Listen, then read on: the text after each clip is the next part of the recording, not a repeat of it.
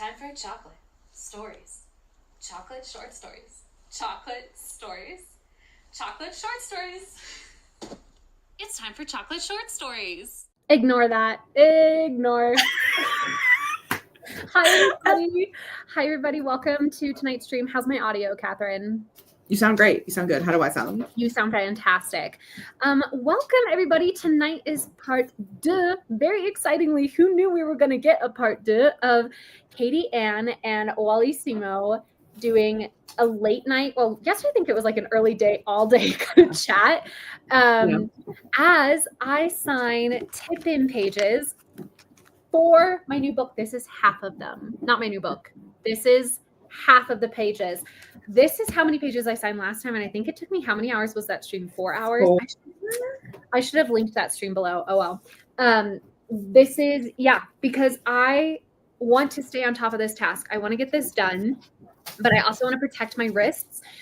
So I'm not planning on going through this whole stack tonight, but just so everybody knows, this is only half. The link, oh gosh, wow. I have so many things that I want to say for anybody who's watching this on the replay. Hello, I am Wallace Kinney, but you can call me Wally Simo. I am the author of A Dark and Secret Magic, which is my love letter to October. My pitch line for the book is that the week before Halloween, a hedge witch gets up to autumnal hijinks. She uncovers family secrets, flirts with a necromancer, and faces off against an immortal trickster god. And I think it's a really good time. It hit the USA Today bestseller list, and I'm super proud of her. One of the other things I'm super proud of is the fact that she, through Unplugged Bookbox, I love that you have all your props ready too, Katie. Such an icon. Literally, I could not ask for a better hype woman. Through Unplugged Bookbox, I got my own special edition. Katie, if you will undress yours and show the audience, let's QVC it. Let's QVC it. Oh my gosh. Oh, that side. Yes, take it off. Yoinked immediately. No, I'm kidding. Look at her. She's got beautiful art in multiple areas. She's got stunning sprayed edges, and not most importantly, but also another. I think this section is the most important section. And that back is also incredible. But a special element, one of the special elements, is that they are signed by me, and they went on sale last October for the book box, or maybe it was in September, I can't remember, but they went on sale last year and then they completely sold out, which was such a huge honor. And they have a wait list. I have linked if you are interested, if you were not able to get your hands on this before, I have linked below in the description the link to put your name on the wait list. But I can confirm now, I have confirmed with my publisher that I can talk about it, that Unplugged is doing a second printing of this special edition, which means, again, not to be a total saleswoman, but if you have this already, but you're a perfectionist and you want a version that doesn't have the couple of typos that made it through the final round of copy edits, get this one, reorder it, because the second printing will be with updated PDF and is hopefully typo free. Okay, so that's what we're going to be doing today. We're also doing a Q&A, but one other link in the description that I want to call out is Katie Ann's link, which her book is coming out on June 10th. And as she is my ultimate hype woman, I'm going to return the favor and encourage everybody to go and pre-order her book. I have 2 links for you below. One is just the regular link at Barnes & Noble, but Katie Ann is going to be, is this correct? She's going to be doing signed author copies as well. If you pre-order through, sorry, one more time. They're also personalized. Personalized, yes. If you pre-order through White Whale Books in Pittsburgh, correct? And correct. I have that linked below as well. All right. Oh, I feel like we kind of stayed on track there. We nailed it. We absolutely nailed it. That's the last time I'm going to say that, though. Anyway, how are you doing tonight, Katie? What's your vibe? How long do you want to stick around? Because I know you're East Coast, so it's a little late for you. I'm doing well. For other people on the East Coast, yeah. It's late for other people. Yeah. I've been staying up real late lately, so I've been prepared, and I also have with me a Coca-Cola. So I have a Zevia zero sugar tea, passion fruit sweetened hibiscus tea. Oh, beautiful. How is it? Well, love the concept, but I'm pretty sure Zevia means stevia or something like that, and I'm not a huge fan of fake sweeteners. I would rather this just be not zero sugar, like full calorie. Give me it all, But it's like nice, except for the fake sweetener taste, Yeah, I feel that. I also have a little Tillamook block of cheese that I'm going to be nibbling on because so delicious. I'm cooking my dinner right now, but I have 83 minutes left on my rice. So prepare for 83 minutes in if we're still doing this, that I'm going to take a break. All right. Katie, also, did I say that this is a Q&A? We're not doing any sprints, just FYI, guys. No sprints. This is all chitty chat. It's all hang. I would like to say, sound off in the comments what you're drinking tonight with us. Thank you. Also, if you have any questions, additional questions, you can pop them in the chat. Or if you would like to be anonymous, you can go to my Instagram. It is at author.katie.chandler. I should have linked that. It's okay. I can put it in I can make it my like little description or title thing. And you can put the question in the box that's on my story, because I'm not telling anyone who did those questions, just by the way. If you want to claim them, if you're in the comments, you can do that. And also feel free to answer the questions if you would like to as well. I think this is a fun, interactive vibe. Is the fun times.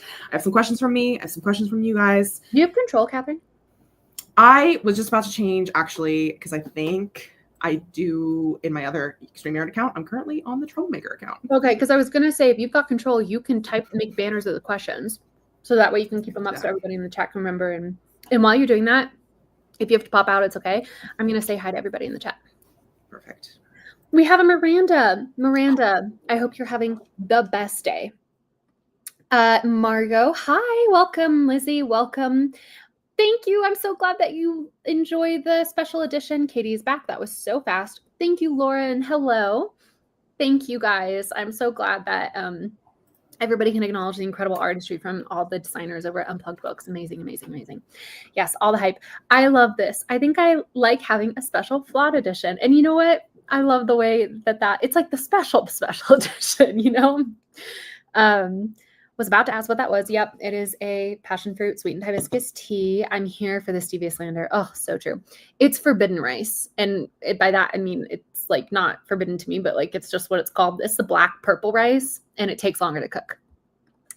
Margot put their name on the wait list. Oh, I hope you enjoy the special edition once it comes back out. And Margot, maybe one of these that I'm going to be working on tonight will be yours. Unfortunately, I can't personalize because it's not like I know exactly where it's going to go. Sarah is drinking Canada Dry. Margot, Margot. Should we join? No. No? Not if we want to keep this up. Not if we want to keep this up. Katie and I were on the Trouble channel. That is true.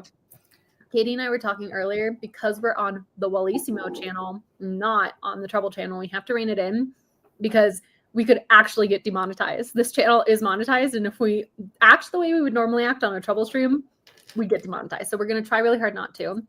Another reason why we're not doing sprints, because I don't want another yoga with Adrian moment. That's true. All right. Laura is drinking water, but I might make some tea later. What kind of tea is calling to you, Laura? Lizzie is drinking chamomile tea and water. 2 beverage kind of evening. Miranda says, best day ever, always. Becca says, will I be able to pick up a signed copy at the event, or the signed copies pre-order only? That's for you, babe. Oh, it's for me? Oh, yeah. I thought it was for you. Mm-mm. You will, in fact, be able to pick up a signed copy at the event because I'll be there to sign them myself. And I'll personalize it for whatever you want, obviously. Okay. To get the book. Okay. I'm wondering if Becca's saying, like, can she order her book ahead of time and pick it up at the event? Or if she orders a book now, will they just mail it to her? They will mail it to you. It is mail only. Or not mail only, but obviously, if you cannot come to the event and don't want to purchase, or if you don't want to purchase one at the event, to like then anyway, so if you don't want to have one at the event, or you don't want to buy one at the event and then fly it home, you can order it and then have it sent to you, and then you just have it sent to you there. Like, but I'm gonna, on like June 9th, I'm going into their bookstore and I'm gonna be signing everything, putting all the illicit messages that you guys are making me write on there. But there will be signed copies at the event. Like I'll be there to sign. Like part of the event is signing, and then there's also a moderated Q&A. Do you know who your moderator is yet? I do. Her name is Amanda Quain. I love that. So that's a great name. A great name. I know. I just found out recently, or else I would have picked up her books at the Barnes & Noble that I went to yesterday. Mm-hmm. But I didn't know until this morning. But yeah, it's gonna be moderated. You're gonna get signed books. It's gonna be great. I love it. Also, I am like doing this because literally right before the stream, how the heck did you know? First of all, the forbidden rice, I had that already. This, I had that already. The only thing I've consumed that I didn't have that I literally bought was the Tillamook. Sir, someone's being vocal. He's playing with his sister. Not to tattle on Miranda, but I did tell Miranda that you went to Whole Foods because I told she was like, she asked what time's the stream, and I said, oh, it's at 9 to her because I didn't put that on the thing. Right. And then she sent me the eyeballs emoji at like 9:15. And I was like, well, I just went to Whole Foods. We'll be there shortly. Fair enough. I love it. Some Wendy saying we must pretend to be respectful. Everyone comment in your most posh accent. Katie. Hello there. Nope. I went full Cockney, which is not posh. It's all good. All right. We have our first question. And so I'm going to go ahead. Let's start it. And open up this bad boy. Katie, why don't you answer it while I'm doing this? Also, I went to my favorite paper supply place today and I loaded up because remember I ran out last time. We went to? What? Yeah. Is this the one we went to? Correct. Yes. I got 6 Sharpies, which I already am thinking is not going to be enough because I think I had 3 last time and it wasn't enough. They barely lasted. They barely lasted. So maybe just the 2. I had a silver and a green. Yeah. And then the green, they both ran out. And I think I had to go and like scrounge around for another marker at the end, which also then ran out. But we're going to hope and pray that this is enough. And I mean, it'll definitely be enough for tonight. I don't know if it's going to be enough for everything. But Katie, go ahead and answer Sarah's question. Okay, Sarah. So the answer is yes. I am working on a new book now. I'm working on the standalone sequel to my novel Backhinged Compliments, which is about one of the main characters. I can actually show you because she's on the cover. One of Juliet's sisters. And it is a throuple romance book as well. I don't know, should I like give some little teaser here? You know, just like a little bit. It just the stream can't get yoinked, so whatever you say is permanent. It is, but as I am a woman, it is my prerogative to change my mind. Anyway, So it's it's a throuple, and it also has coach-player dynamic a little bit. And it takes place at the French Open. Oh my God, look at them! Do they look any different from the ones in the actual books now? Look at that. That's not even that's half of what I have to do. I am shook over how much I'm never going to financially recover from the PT that this is going to make me have to do. It's fine. John Green literally signs this many copies in like before his book events, right? Like his just casual book events. Yeah. I can do this. I can do it, but I'm all Nope. Do not. Yep. You'll get copyright struck. You're right. YouTube will be like that $3 mine. Yep. Okay. It's fine. Sorry. Yes. My brain is rotten and I just have to pull in the brain rot. I'm gonna pull it in. I'm here to help you. So funny. That was so funny. I'm sorry for like immediately you stopping me. So good. So yeah, that's the book I'm working on. Wallace, would you like to talk about the book that you are working on? Yes, Sarah, to answer your question, I am also working on a new book now. I got almost 4,000 words in said new book today, very excitingly. And this one, where Dark and Secret Magic is more Halloween, autumnal focused, this one is more Yuletide, winter focused, and is, I don't want to say a little more somber, because I think it is still fun and cozy in the way that a Dark and Secret Magic is, but our heroine has something hanging over her head that kind of informs who she is as a person. And I would say this book's a little more existential. I'll say that than, which, wintertime is a great time to be existential. I think it kind of goes hand in hand. All right. I would like to remind you that this book was almost called, what was it? Something, and the toils of putting your mother on a pedestal. Yeah. It was Rosemary Remembrance and the emotional damage or like the emotional something of idolizing your mother. Yeah. So. And the emotional what? The emotional pitfalls? Something like that. Something like that. Whatever. Anyway. I do want clarification here. What's happening? You should also store them upside down and rotate, by the way. What does that mean? Like store some like this. Like imagine you are the bottom of the box. So I'm storing some like this and then some like this. Wait, that's the same thing. And some like this. That. Or like some like that.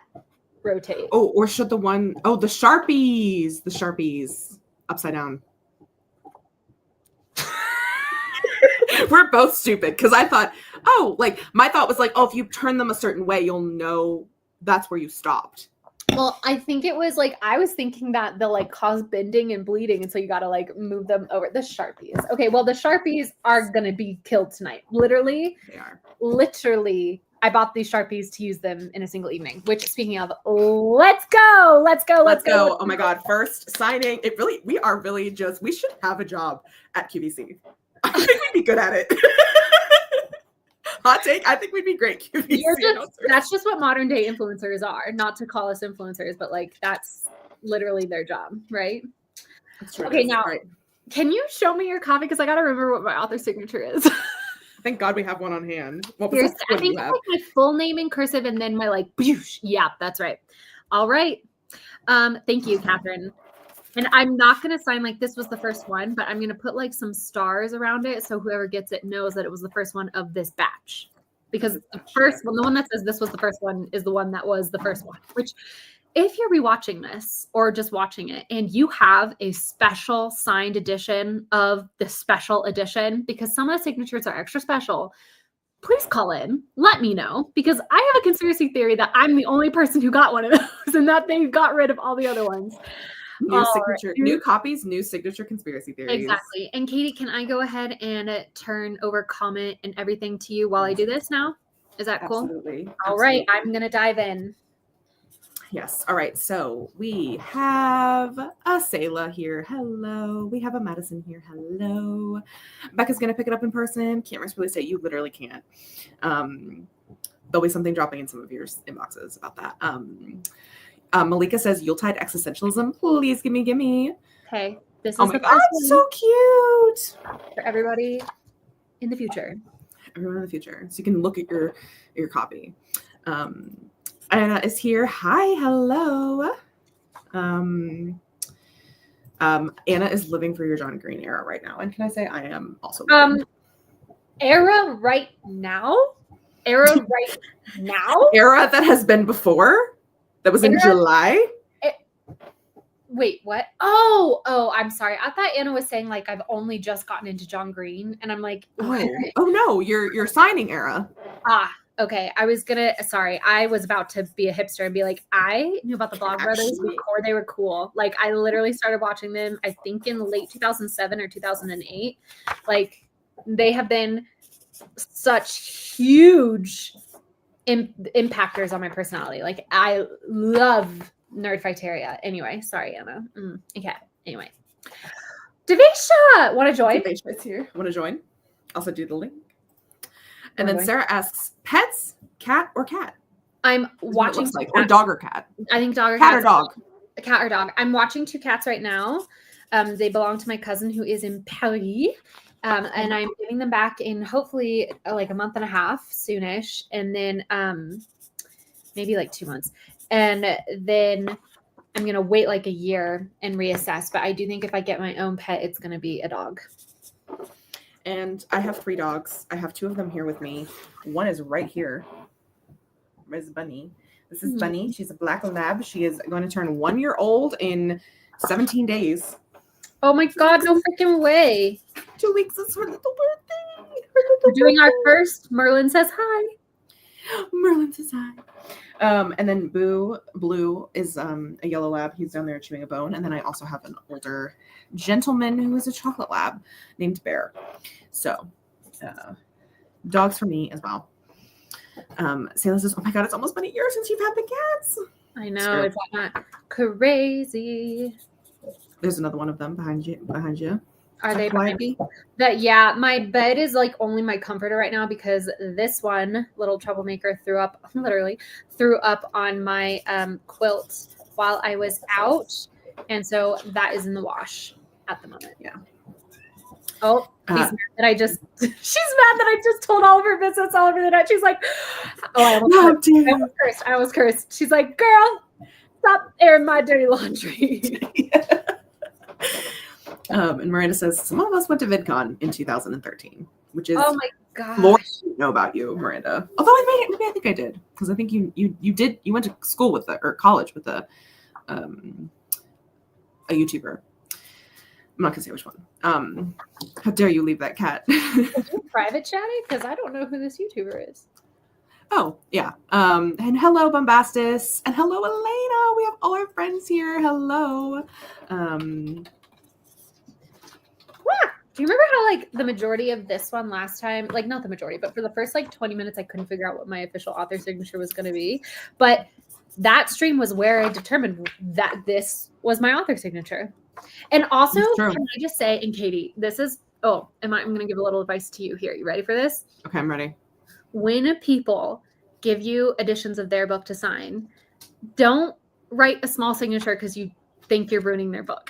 You're literally at the first, like show me your Dark and Secret Magic, the one that you got in New York. Show me that signature. It's pretty small. It's so small. Ooh, I was like writing them in little corners, right? I was like, I'll just do it in this like little corner. Like, yeah, look at that. Look how small that is. It should be like that whole title page should just be like your name sprayed across it. That's what people want. They don't want it to be this tiny little off to the side thing. So that's my piece of advice to you when we're at our signing. I expect a massive signature. All right, that's what I'll be doing.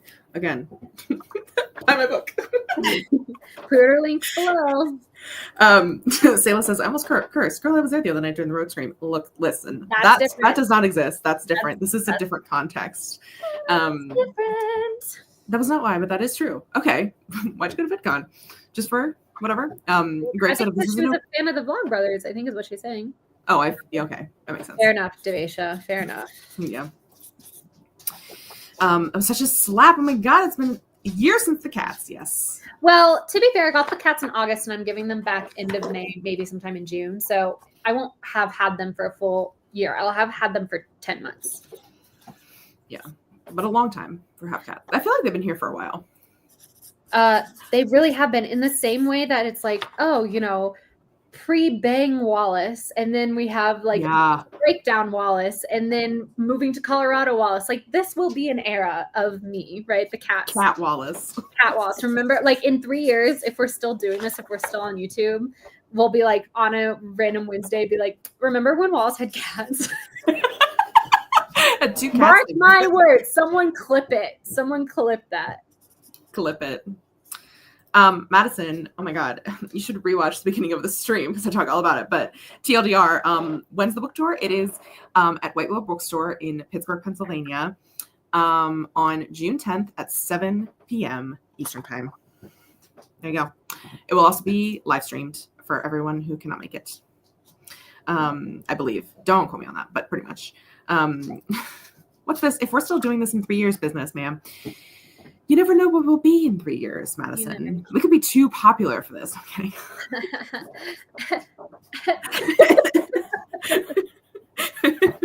I mean, I'm happy with my level of popularity right now. I'm literally signing over the next couple of days 2,500 tip-ins. Like, insane. That's crazy to me. That is so many. So, and also, and they're all going to somebody. Like, they're going to people. Who want to book. Yeah, I will say, like, right now in my author career, I don't plan on doing like blank signings like this for normal editions. I really want my signature to be like hey, you came and saw me, right? Kind of thing. Or like, we happen to be in the same place at the same time, but I will do it for special editions because the special editions, I mean, all editions of my book will be special, but because they're special books. Mainly, I really want to avoid, this is so hubristic, as if I could ever even approach his level of popularity. But I do want to avoid John Green's fate. He literally has arthritis in his wrist, but he literally has signed, like, I think for Turtles all the way down, the first printing was 100,000 copies. So We're not at the same level quite yet, but Not quite the same level. I just want to like have that be the thing. I think you're in the stadium. You're just in the nosebleeds and he's down on the pitching mound. 50 times. Although I'm on a good trajectory because the last time I did it, it was less than 1% of what he normally does. So, you know, there's an upward trajectory, but I'm trying to cap it. Grape says they're special because you're special. Aw, thank you. And says that she doesn't want the big sig. She likes the little sig. Oh, okay. Let's see. Well, there you go. Miranda won a ticket to VidCon. And so she still has the guest of VidCon credential somewhere, which is so cool. That's super cool, Miranda. Okay. Should we go into the questions that Instagram has asked us? Should we do our little Instagram Q&A, which we got a few more since I'm gonna whatchamacallit about Sayla pointing out that Sarah is asking actual questions. Yes, thank you so much, Sarah. It's about that. I've starred these. If you ask them in the comments, I will star them. I'll go back and forth. This was what I was calling out. Bless Sarah. Oh, sorry. Questions. But yes, thank you everybody who is putting questions in the comments, because the more questions you ask, the longer I'll stick with this. Actually, I mean, to be fair, Katie and I can yap for hours. Well, to be fair, I also prepared some questions if we didn't get any or if we ran out. So do not worry. But also ask your questions. Type woman. Ultimate. I was prepared for this one. How's my audio? Am I like clear or am I like cutting in and out? Because I'm kind of No, you're clear to me. Am I? Mm-hmm. Okay. Chat, call in. Call in. Because I might have, I don't know, but I'm in moderator mode. I'm practicing for when I eventually get asked to be a moderator. I will say, I mean, and again, I'm asking my own question of like, what about being on YouTube? It makes you feel like you helped prepare yourself for being an author. And I will say that doing these live streams, like, I feel like when I was doing my moderated events on my book tour, the way I just locked into this version of myself, right? And just told myself, you're with the troublemakers. It's a stream. The streams are, some events were not as well attended as our streams, right? So I'm like, I do this on the weekly. I can do this knowing whose faces I'm looking at. It's just like, just imagine their faces are, you know, Zendaya's and Nicki Minaj's and like little thumbnails of everything, and we'll be great. Exactly. I really think it helped. It does help a lot, honestly. Can I ask you a question, Katie? Oh, absolutely. Go ahead. Do you think you're going to be nervous? Yes. I think I'm going to be very nervous. Because it's going to be, I mean, you were pretty nervous for yours, I think, if I remember. Oh but my God. Once you got into it, you were fine. I was so nervous. Also, I'm sorry for the cleavage, you guys. I just can't help it. Like, I tried. We're being blessed. This is a blessed stream. Please don't. Also, everybody say hi to the vlog, because I am doing a daily vlog today. Got so many people in the chat. Not the clean. I gotta wait for the delay, because that's like 10 seconds before the high vlogs are start coming in. Please put in some high vlogs. Anyway, I'm here with Katie Ann, and I'm going to vlog myself signing this. Oh, this is messed up because my hand's not. There we go. Got it. And we got some high vlog. Hi, vlog. Hi, everybody. Yay. Thank you. Thanks, everybody. Should I do a time lapse of me signing and chatting? I think yes, absolutely. Yeah, I think that's a really good idea. Let's try and not have the cleavage like right on it though. Damn. Little Wally camera. Yeah, your camera's cute. Oh, thanks. I thought you were calling me Wally, and I was like, a nickname from childhood. No one's allowed to call me that. No. Like the little camera. Yeah. Hold on. Let's get that tipped down. And there we go. All right. Time lapse is going. Katie, remind me in 5 minutes to stop that. All right. Someone else in chat set a timer. You guys have a job here too. So our first question comes from Instagram and is, do you snack or listen to music while drafting? Ooh, you answer first. I did have I do know what all the questions are, so I'll go first for them because I've thought about them because I was looking at them. I do not snack while drafting. I don't snack. I have drink. I have drinky drink. I'm a drinky drinker. I have like 4 drinks around me at all times, but I don't snack. But I do have to listen to music to write. I have to be listening to music. And I'm one of the rare people who can listen to music with lyrics and still write. I know a lot of people are like, I can't read, I can't do anything outside of that. Like outside of like, I can't do anything creative when there's music on, or like lyrics on, but I literally can't write without it. Sorry for the dog noises in the background. I was gonna say, like, the production manager in me is a little bit like, get that dog out of here, but no, it's fine. It's fine. He's baby. I have not been able to hang out with him recently. Because I was away at my brother's anyway. So, but yeah, I'm a music listener. I make playlists religiously. So that's my answer. Ms. Mo? I do listen to music. I mean, I am capable of writing without it, especially if I'm just like in a stunning view. Like when I'm in Florida, I often don't need music to write because I've got the sound of the waves and just the view of the ocean. Or if I'm like at the lake, I can write in the gazebo or on the dock or something, and I don't necessarily need music, but I do enjoy having music. And if I'm in a coffee shop, I have to have music because I will get distracted by conversations happening around me. The worst thing, obviously that's a hyperbole. It's very frustrating for me when I get all ready for the day and I have like big goals and I head to my favorite coffee shop and then I open up my writing bag and I don't have my headphones. That throws me for such a loop. It's determined. I might as well just pack up and go home and grab my headphones and write from home because I will be fighting unless the coffee shop is empty. And even then, because then the coffee shop plays music and like the music, how am I already running out? No freaking way. No, I'm just holding it at a bad angle. She says in denial. There's no way. There's no way. How real that one is. Oh no. Compared to like this. Do you see the difference? Do you see the like catching that's happening? Yes, I can. Where the edges are like not fully. I'm sorry to whoever that one is. And right. I can also listen to music with lyrics. I have a story playlist. Like today, I mainly like I don't listen to my story playlist all. Okay, Miranda, I'll just do this for a little while. I don't let my story playlist play itself through for the most part because it's got such different moods and vibes because the songs are selected to represent certain characters or certain scenes. So I will go to the song that feels closest to the scene that I'm writing and I'll literally listen to it on repeat. Like I think I listened to the song. Not the song I listened to today because I listened to Too Sweet by Hosier probably 20 times in a row today. So yeah. Miranda, that didn't really work. How long am I supposed to do? How do I'll just set it right there, let it flow down, and I'll switch to a gold one for right now. But yeah, Bassa says, literally go to my coffee shop and then immediately put my headphones to listen to Rainy Cafe. Oh, that's funny. You go to a cafe and then listen to Rainy Cafe. Just funny. I'm gonna. The time lapse has stopped, by the way. Okay. Thank you for Miranda did set a timer, so you can turn your timer off, Miranda. Oh, thanks, Miranda. Miranda wants to send you a voice memo because this is hard to explain. Is that what I'm telling you to do? I have it rested. That's not what I'm telling you to do. Wait, let's go back to let the ink flow down to the tip.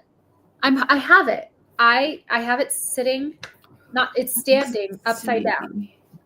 Resting against some of the Wait, hold on. Okay, hold on. Remember she said something weird though. Hold on. Put the Sharpies in a cup. Oh, you should store them upside down and rotate, by the way. I don't know what rotate means. I think rotate is where I'm confused. Okay. Put the Sharpies in a cup. That's a what? No, was. You didn't say that. Okay, storing upside down. Had a minute left. Slay. I don't know any Rainy Cafes. Just don't look, Rainy Cafes don't have real conversation. Exactly. Rotate. Yeah. Rotate the Sharpies while you let the ink refresh. Okay. Will you entertain the folks? I'm gonna go switch my laundry to my heater. Yes. Let me see. So Madison is a big song repeater while writing me. I also repeat songs a lot as well. I'll get into one and like if I'm not having a good writing day, I'll just put on a new one and like just loop it for a while. And then eventually that tricks my brain into just working anyway. Hi Emily, how are you doing? Yeah, Malika's the same with her playing, and same if it's a Hosier song right now. You and Wallace are on the same wavelength.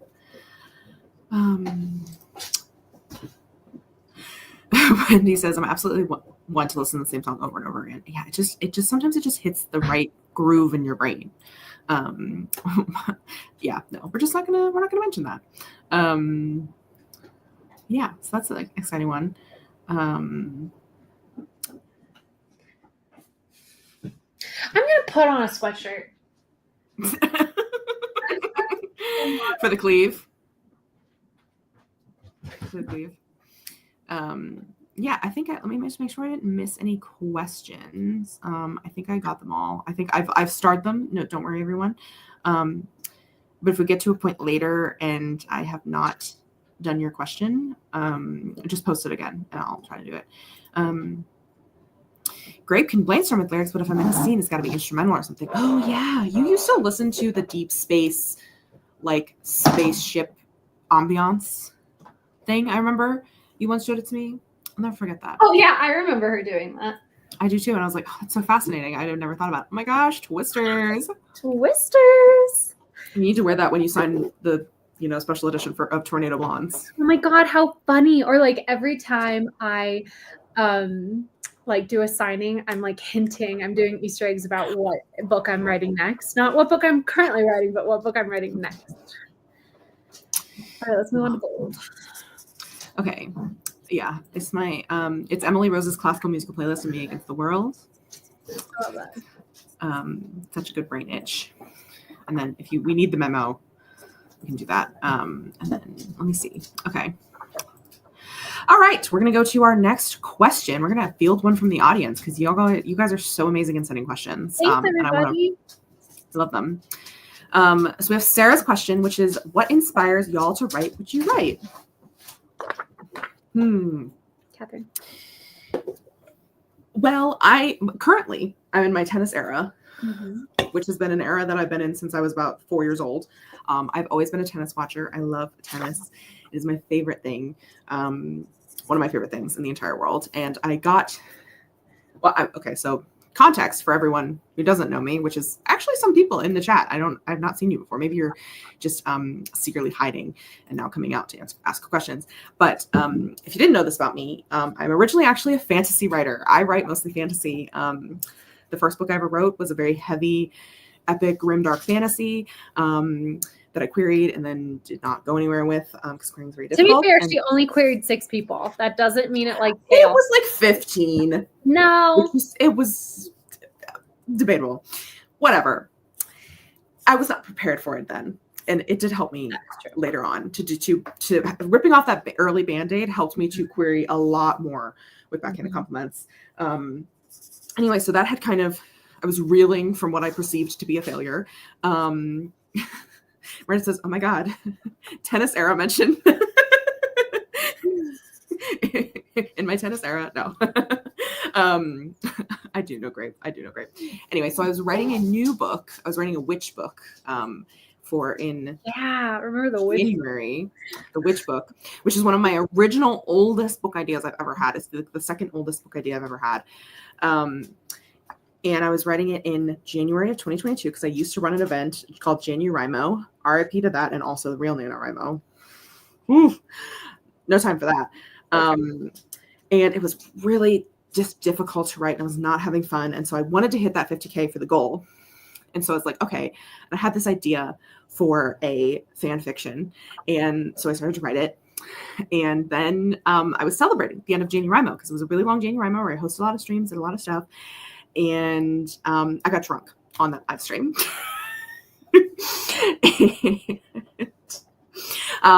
Shared it with everyone, or shared what I had written with everyone, and then I took that stream off, so don't worry. Oh my God, first pump! First pumpkin! First little pumpy pump. First little pumpkin. We cannot see it, Grape. I think the people in chat can see it, but I can't see it on StreamYard, sadly. Anyway, so this book was really just everything I loved in a book. It was me kind of on the plate. I was just having a lot of fun. And so at that point, I was really inspired by just fan fiction. I was really inspired by fan fiction. And now, fast forward 3 years later, I've become really into romance. I've always really liked romance. And I had a romantic subplot in a lot of the books that I've written, but I always considered myself a fantasy author because I love fantasy. I love reading fantasy. Fantasy transported me long places, you know, when I was a kid. That's what all I read. And while I love a good rom-com, that was never really something that was like I fully gravitated towards. Mhm. But this book, having a speculative element, which there's soulmates in this, which is a fantasy element, kind of itched my brain just enough that I could keep focused on it. Mhm. And so there really is, that's what inspires me to write. And obviously, like, there's always the things of like, I want to have my words out there. I want to inspire somebody else. I want someone else to feel seen. Mhm. You know, because I write I write exclusively queer characters, or they're queer until stated otherwise, which is never. Just kidding. But yeah, so there's those, sentimental answers, but that is more what has inspired me to enter my romance era, which is just that I've really come to love romance as a genre. And I think it's such a vast genre that encompasses so much of time, and it is the literal backbone of publishing. And I really love it. So that's what inspires me, because I love to write romance, and I love to write kissing and spice and drama and fun and high octane tennis sequences. No, that's what inspires me. Octane? Yeah. I finished a section. Good job. This is how We also have so far. Oh my gosh! Wow, you're cruising. I am cruising. It's almost like she's used to it at this point. The first time I did it, actually, somebody go and like check the other stream at 41 minutes in. How far into it was I? I mean, to be fair, this is how much we've done. This is how much. Have. And that's not even. This is half. That's of half. It. This is half of it, but we're not doing all of them tonight. We're just gonna try and get through this. But I don't even know if we're gonna get through all of these tonight. Okay, we're gonna start with a slightly bigger hunk now. Big honka. We also have a Jess here. We have a Jess. Which Jess? Here? Oh, Jod. Hello, Jod. Jod, can I see that one? Is that copyrighted? Or is that old enough that it falls into public domain? I don't think that's old. I think that's like newish evangelical. Is it? Yeah. I don't think it's old. Oh, not Sunday school, Bible school core. Okay, well, anyway, I was going to say our Jod is an awesome Jod, but we'll move on. You can just say it. Yeah, I'll just say it out loud. Bad bitch genre. It's a genre. Oh, it's just my brain that I can't sing it though. Yeah. I got it. I got it out. I turned off the wrong banner. There we go. So what inspires you to write, Ms. Mo? Cash money. No, I'm just kidding. Can you imagine if that was your answer? I mean, I will say, like, being under deadline inspires me to the actual physical act of writing. Like, I do well when I have a deadline. Well, I say that. We shall see. I feel like that is true. Also, I feel like our Jod is sorry. I feel like it's our Jod. It's a parody. It's parody. You're right. So true. Take that. Anyway. Take that, copyright lawyers. Watching this stream. Oh my gosh. So to the act of writing. Just the act of writing, sitting down to write, I work better when I have some external accountability. But in terms of what things inspire me, often I will say that there is if we're being like so honest, this point, 43 minutes into it, you, me, and our 22 closest friends, I will say, even in my silliest of stories, they usually are rooted in me dealing with something like kind of dark.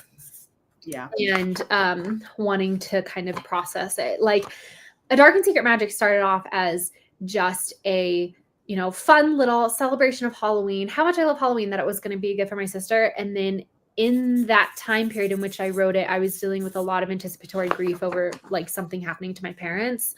And like they had several health scares in that time. And like, I just kind of became like just hyper aware of the fact that sorry guys, trigger warning for anybody who's like doesn't like dealing with parent loss, but I just became hyper aware of the fact that I'm going to lose both my parents one day. And so a lot of that went into Adasm and like the idea of nostalgia and how when your life has suddenly shifted so far from your childhood, sometimes it can be so easy to cling back onto those memories and like kind of get lost in them. And because that is where your loved ones are, that's the only place they exist anymore.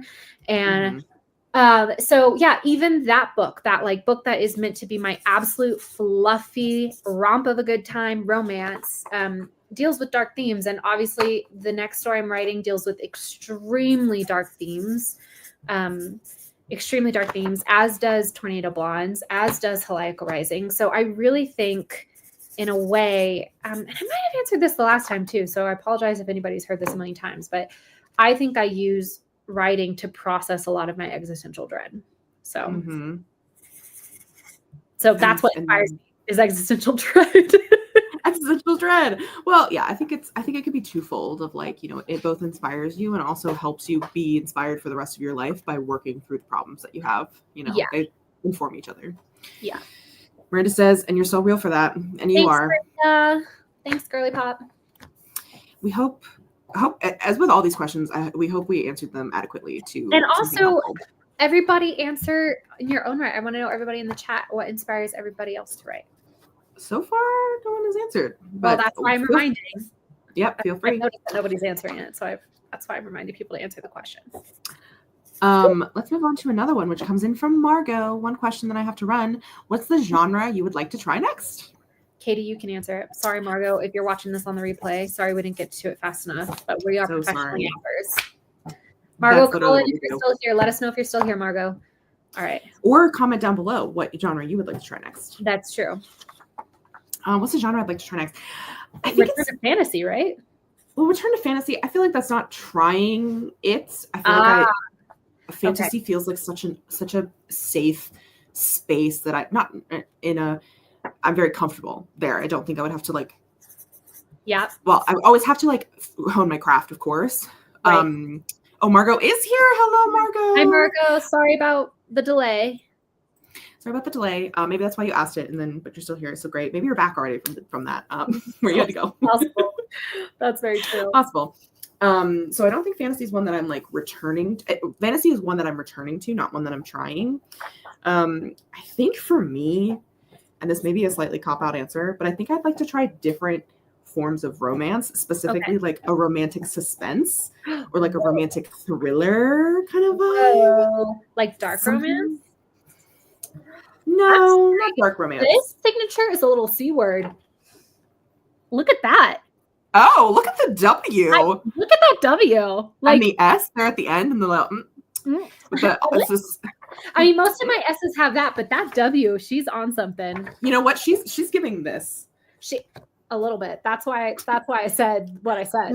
Yeah. Because we're trying not to get demonetized. And that one will I think that's an auto demonetize. I do think that is. Although I think I heard a rumor once that basically after 45 minutes into a live stream, you can do whatever you want. But I don't know if that's true. I've also heard that. Where it's like basically you get to a certain point and the bot just like deems you okay and moves on. Yeah. Yeah. See you next Tuesday. Okay. Yeah. Sorry, that felt like appropriation. Anyway. I've never said it like that my entire life. Self call out and we move on. Yep. So I think something, along those lines of like a horror romance, monster romance, not something dark. I don't think I actually want like the romance itself. Yeah. To be specifically dark or borderline like taboo or something. I don't think I'm particularly interested in that for me to write at this current moment in my life. But I think I want higher stakes around the romance. Okay. You know, like a serial killer coming to get them, or like the taboo-ness of like a monster kind of vibe thing going on. Like, of course, that's what but you want to write monster romance. It's fine, babe. I've considered it. I don't actually know if I want to, or if I'm just intrigued by the premise of monstrosity in romances. Anyway, but that's an entirely different thing. The monstrosity. Yeah. You know, something that is monstrous being humanized is very interesting, but I also think it's a fine line of, there's a lot of racist tropes that are in monster romance. I love Sayla just coming in here being like, bodyguard romance, you say?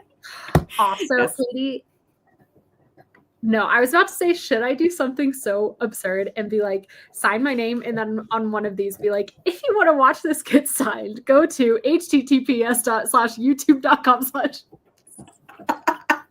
I think you should do that. I don't think I'm going to. No. But I will, for whoever gets this one, I'm going to do something extra special because I have been rotating. Every 10, I will do a special one. And the special ones rotate. And right now it is a Merlin Says Hi, a pumpkin, or a You Are Magic, which that's my like classic phrase for, just like when I'm signing a book. So this one, because I was going to say I could do a witch's hat, but witch's hat is a good one to have in rotation. Mm-hmm. What is something on this one specifically?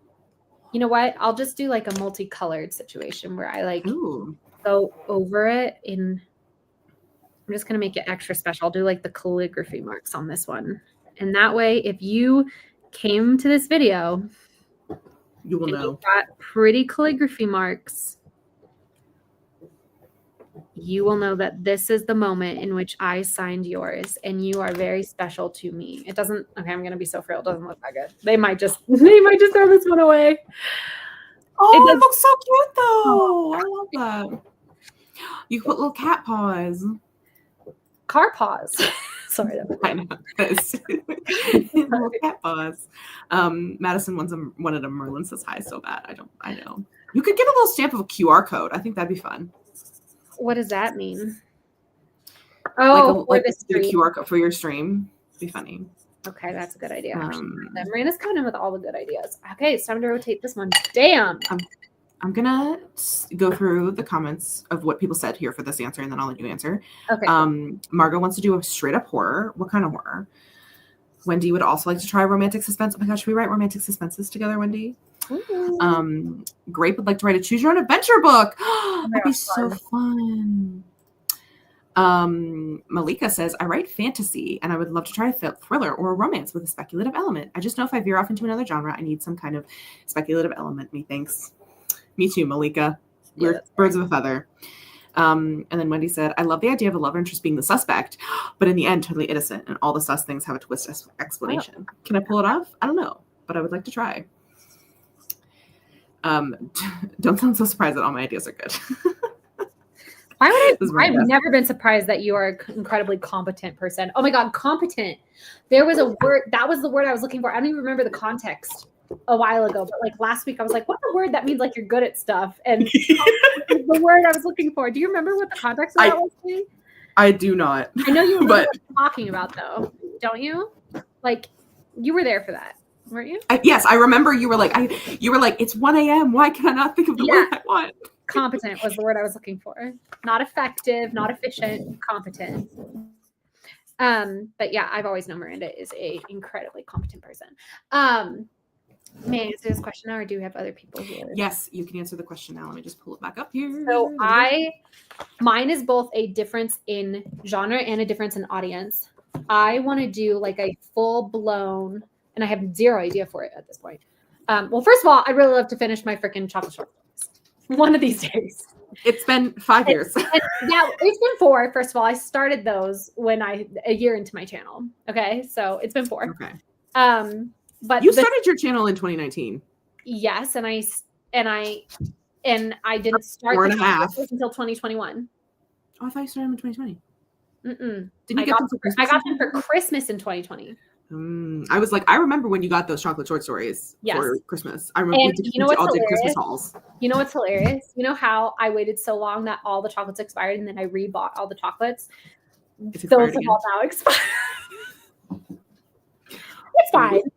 It's fine. It's fine. Anyway, but outside of that, and the reason I thought of that is because the series that I want to do is like a little bit like reminiscent of one of the chocolate short stories. I would love to do a multi-book fantasy middle grade series. Like bring in my Lizzie Puckett vibes, light my shrine to her and like the kind of story that just captures kids' imaginations the way that the Lightning Thief, like Percy Jackson series did, and like just, you know, instills a love of reading and imagination. And, you know, that would be the dream. But unfortunately, I don't know if I have that in me. Like, I don't know if I can write middle grade. Because the one I'm thinking of right now is Maison Praline. And even that, like, two little girls, it's not written in a middle grade kind of vibe. So maybe it could be like upper middle grade. I don't know. That's fair. It's interesting. You'll be much more honed in your craft by then too. So maybe you'll be good at that. By a couple years, like, I don't know, what, 20, whatever. Oh, careful. Can't think too far ahead. I know. That's what I tell myself. Yeah. I know I'm skipping comments, but this one has me lolling. Sarah asks, how did y'all meet? Oh. We have a fully fresh newbie on. Wow, welcome. Wait, Hi, Sarah, hello. how did you get here? Wait, hold on. Did you follow me? Sarah, wait. Hold on, Sarah. I'm pausing my job right now. First of all, are you over 18? Secondly, where do you live? It's not a trouble stream. Oh, crap. You're right. It's not a trouble stream. I have different personas depending on what channel we're on. Hey, girl. Hey. I love it. But Sarah, so the story of how we met is actually quite funny, which is why I brought this up to attention, because I love this story. I think the story is amazing. Florida, 40. Perfect. Amazing. Oh, wait, welcome, Sarah. Welcome, Sarah. It's just if you were a minor, we were going to have to tread carefully sometimes. Yeah. Sometimes I ask people to reveal a location and then they're like, I'm 13 years old. And I'm like, oh my God, internet safety. Be better. Be better. Be better. So how we met is actually that both of us had a YouTube channel. And actually, there's four of us, actually, technically. We're a quartet. We are a package deal. Just 1/4 of us is in the comments right now. And the other 1/4 of us is in Norway and is probably asleep. Is definitely asleep. But Great Fry was also here. So Stieg, Deerdal, Great Fry, Katie Ann writes, and Wellissimo writes. Are you? You're not just Wellissimo on YouTube. Only on Instagram am I writes because somebody took the Wellissimo handle on Instagram. How dare. I know. Rude. Terrible. Anyway, so we were all part of an event that actually we called her Jot earlier, but the Hex Library used to run. It was at that time called the Worldwide Write-a-thon, and it was started during the pandemic of a way for writers to come together, and everyone would have a live stream where there were 4 people on screen, and you would do sprints, and you'd do them for about 2 hours, and then it would like relay handoff to somebody else, and everyone would go over to that stream, watch that stream, continue writing. There's a Discord, there's a whole bunch of talking, chatting, whatever. And the first iteration of it was in August, and I did not participate in that one, but because I would just really started. And so what happened is I signed up for the one that was in October. So they were right before the nano months. So it was in October, one in March, and one in June. And so I signed up for the October one, and I started my YouTube channel because I wanted friends. And so I was like, what a better way to find friends than this? And I was like, I don't know anybody. So I'm just going to have the people that be, the job that be, assign me people to hang out with. Yeah. And so I had the 3 a.m. stream, 3 a.m. Eastern stream. It is crazy that we all ended up on that stream. Not Steve, but like, that's hilarious. That we all ended up there. Yeah. Anyway, so we're on that stream. We don't know each other. This is the first time all 4 of us have met. And we're on this stream, and oh God, give me a sec. Anyway, continue. Yeah. So we just like had instant chemistry, all 4 of us, me, Devasia, Katie, and Stieg. Like you can tell the stream is still live on Katie's channel. You can go and watch it. And it's so cute the way that we're like initially so nervous and like polite and kind of talking over each other because we're not really used to streaming. And then by the end of it, we're like giggling and laughing, and we just had incredible chemistry. And that's not something that happens very often. And I say this because I literally went on a stream right after that one, and it was like very chill. And the people were lovely, but I have literally never talked to any of them ever again. But after that stream, which we called the Thorgy stream because that was like the main joke of the stream. And after that, Katie messaged all of us privately on Instagram and said, would we want to start streaming together more regularly, and every one of us was enthusiastic and said absolutely yes. So then we started streaming on Fridays, which now we stream on Wednesdays at 10 a.m. Eastern, and we have our very own dedicated channel for those streams. And that's what we say whenever I'm like, oh, we're not on the Trouble channel. We're not on the Trouble channel.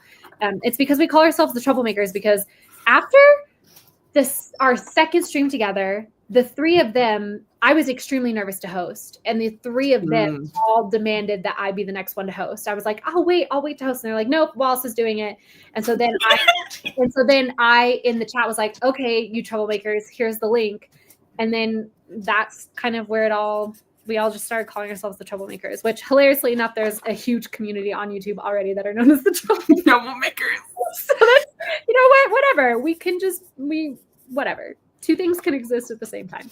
So, and like over the course of those streams, we'd meet once a week. And then after the streams would go, like stop going live, we would hang out backstage. Right. And eventually, like we'd hang out and like it would kind of go where none of us wanted to stop chatting. And then one day we literally hung out for 17 hours straight. And we were like, oh, like this is a friendship. This is different. Wait, we're friends. We're for real like friends. And now we're not just four writers who stream. Right. We're like actual friends. Right. And now like 4.5 years later, I'm switching again. This is insane that these like suck. I'm sorry, excuse me, but Sharpie, do better. You know what? That one's bad. I'm going to give them a pumpkin as consolidation or consolation. But now 4.5 years later, you know, we go on vacations together. They are my absolute best friends in the entire world. They're not just my writing friends. They are my like, you know, they are the rock that I clung to in the middle of an incredibly horrific mental health episode that lasted months and months. And, you know, they've been my biggest support system in becoming a published author, along with our whole community, because we have a lot of people come and attend the streams every single week. Well, I say a lot. It's like, it's around 25 to 30 people. And then we also have a Discord that we run called The Library. And I love that Discord so much. It's my favorite place on the internet. And yeah, anyway, there you go. Those are clip notes. I don't think I missed no. We have, since we started streaming, we have not missed a single week. That's true. In over 4 years. Is that not wild? I come back to that sometimes where I'm like, we have streamed once a week. For 4 years. Have. I skip a lot of them. We do skip. Like, I think we had a long streak going. Yeah, there's definitely streams where some of us are not present, but there's always we always say there's always a troublemaker in Winterfell. I would also just like to clarify as well for our lore and history. The streams were originally on Wednesday. We switched them to Friday, and then we switched them back to Wednesday, which is so funny. That is true. I forgot that they were originally on Wednesday. That's right. Even Christmas, New Year's. We've never had a Thanksgiving, luckily, because Thanksgiving is on Thursday. It's on a Thursday. That's not possible. The day it'll be a struggle for me is when it's on a Halloween. Not a struggle. I'm not going to show up. You're just not going to. I think you have missed it because I think it was on a. Oh, was it? I think it was. Yeah, because this year was a Thursday. So last year would have been. Last year. Was last year a leap year though? 2024. Yeah, last year was a leap year. I don't think it's been on a Wednesday. Oh, maybe not. Or was it on Friday this year? I think it was on Thursday. I can't remember. Somebody call in. That's so funny. We really are the Waffle House of AuthorTube. That's true. That's what we should call ourselves. Oh my gosh, this is the first time hearing the lore, and I've been here since September. Emily, oh my God, we've failed you. And then Ash is here. Hello, Ash. Lovely to see you. Who's also a complete newbie who's been using the live streams to do writing sprints. The last couple of days, Boo Boo stopped digging.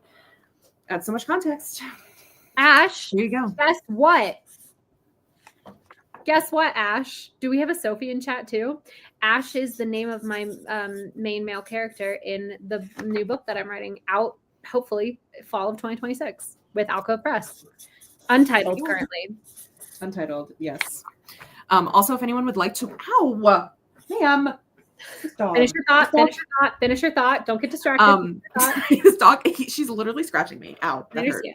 This is the stream. This is the original stream. It was on my channel. It is an hour and a half. And you can see how different we look. Honestly, Yeah. we look quite different. I was about to say I didn't have bangs, but you can't see my bangs right now either, so it doesn't mean anything. But yeah, you can watch it there. 4 years ago, on October 10th, 2020, the Troublemakers were born. The Troublemakers were born, which is beautiful. So you can watch that there. It's quite fun. And so yeah, it's great. It's fun if you're us. I'm not sure it's fun if you're other people. I think it's fun to watch if you watch us now, because we're just clearly so much more comfortable and like just understand each other so well by this point. And here there's like that little bit of awkwardness of like, these people just fucking met each other. Yeah. Also, apparently I'm Wallace. Vinny. So yeah, so glad everyone is here. But yeah, whoever wants to watch can watch that. And that's the lore. Ash says, I love it. I'm sure Ash on Glee. But like the barest bare bones for it. The way that's just the tip of the iceberg, literally. If you keep coming to streams, you'll learn more lore. Or if you join the Discord and go to the archives, you'll learn about 5% more of the lore, because our part of our lore is that our archivists are famously not very good at their job, except for Lynn. Lynn is a good archivist. For Lynn, who's like an archivist literally for her job. Yeah, that is true. Bye, Margot. Bye, Margot. Thank you so much for coming, and thanks for a promise to watch the replay. Okay, Margot, I'm holding you accountable for that, and I'm telling you right now, as you're watching the replay, Margot, you and me, Margot, leave me is there a hibiscus emoji? Leave me either a hibiscus emoji or a tea emoji if there's not a hibiscus emoji. And tell us about what the world is like in the future from where you're from, commenting on this. Thanks. Hope everything's okay. Thanks, Margot. Cheers, Illy. Lovely. Yeah, it was that. I wanted to acknowledge Ash's comment of being she, her. Thank you for the pronoun drop, and thank you for adding yourself to the wait list for a Dasm. So excited, Ash. Welcome. Yes, truly welcome. And here's the Discord link if anyone is interested here. I figure we're an hour in. The people who might be interested in joining are probably interested, could be interested. Yes. We do Ash, we don't. How old are you? Where do you live? Question. Where do you live? Also, Wallace. What's the weather like? That's the important thing. What's the weather like? I figure out where you live based on your weather. Oh no, Katie has access to my name. And nobody believe anything that she types. No, don't get that. I'm kidding. It's on your channel. If we were on the travel channel. Thank you for your restraint, my dear. I will restrain myself now. But just, we don't go giving this out to everyone. We don't have it everywhere, by the way, just because we like to keep. It's part of the lore. We got invaded one day, and that doesn't matter. What basically we like having people who are going to be there, who want to be there, who want to like have the community and are kind of like, involved a little bit here in the comments. You don't have to be. If you just want to lurk, you can lurk in the Discord. That's totally fine. Ash is 29, mid-60s and clear. Woo! Okay. Wow, mid-60s. So southern-ish. Because it's cold right now in the mid to northern latitudes. It is. It's quite cold here today, too. All right, Ash. The game has started. I will geolocate your location within like 10,000 miles. Wait, no, the Earth is only 30,000. Yeah, I'll definitely geolocate you within 10,000 miles. We'll go for 100 at some point. We must behave ourselves. Yes, we're behaving ourselves. Yeah, it's not as scary as you think. You can always be rejoined. For all the newbies, let us know if you came here because Katie promoted it on her Instagram, you saw it on my Instagram, or you subscribed to my channel and it popped up in your feed. I'm trying to see something. I'm trying to understand. And that's both people in the stream and to people rewatching if people are rewatching. Yeah, how you found us. Margo. It's hot in Florida. Ooh, hot in Florida for Sarah. And it is 11 p.m. It's 11 p.m. in Florida. That's crazy to be 91 degrees. Oh, maybe that's just the high. Maybe that's not what it is currently. I don't know. Anyway, when was the last time you answered a question? Well, we answered the question of how we meet. Yeah. How we met. So I'm just gonna take that one off. Let me see. All right, next one comes from Madison. Asks, what has been your favorite character you've ever created? Ooh. Katie, go for it. I have to think. Oh gosh. Icarus off. On the stove. He's good boy. Off. Good boy. Yes, good boy. Okay, sorry. Here we have an answer from Ash though. Is I put notification on for your channel, so I subscribe, but originally found you all through Katie's videos. Aww, thanks. Sorry, I haven't posted one in a while. There will be a video going out on Sunday, probably. From me. Woo! Excellent. Slay. Who's my favorite character I've ever created? I've created so many. It's hard to pick a favorite. That is true. Yes, I love. I know Aeneas. The things we did with Aeneas, I think, were really fun. Transformed that man. We did find that man. This is not a trouble stream. I can't say that. I love Aeneas. I also love Death from the Wrath King. I think but I wasn't as familiar with him the way that you like had him in your brain. I didn't like have him in my brain, so I think you understood him more than I did. He doesn't show up on page very often, and actually, the version that you read a little bit more. The first one did it still have Resley's POV in that version? Yes, I was the person who told you to get rid of her. You did. Now she's back. Probably. I know. Well, but like, that was also something that then we were like, oh, do we bring her back in? That was part of our get all of the morph the characters together, get the plot lines sharpened. Yeah. I remember. Yeah, I remember I cut 2 POVs. I think you just were confused by some of them, by some of the storylines, and I decided to cut her because she was.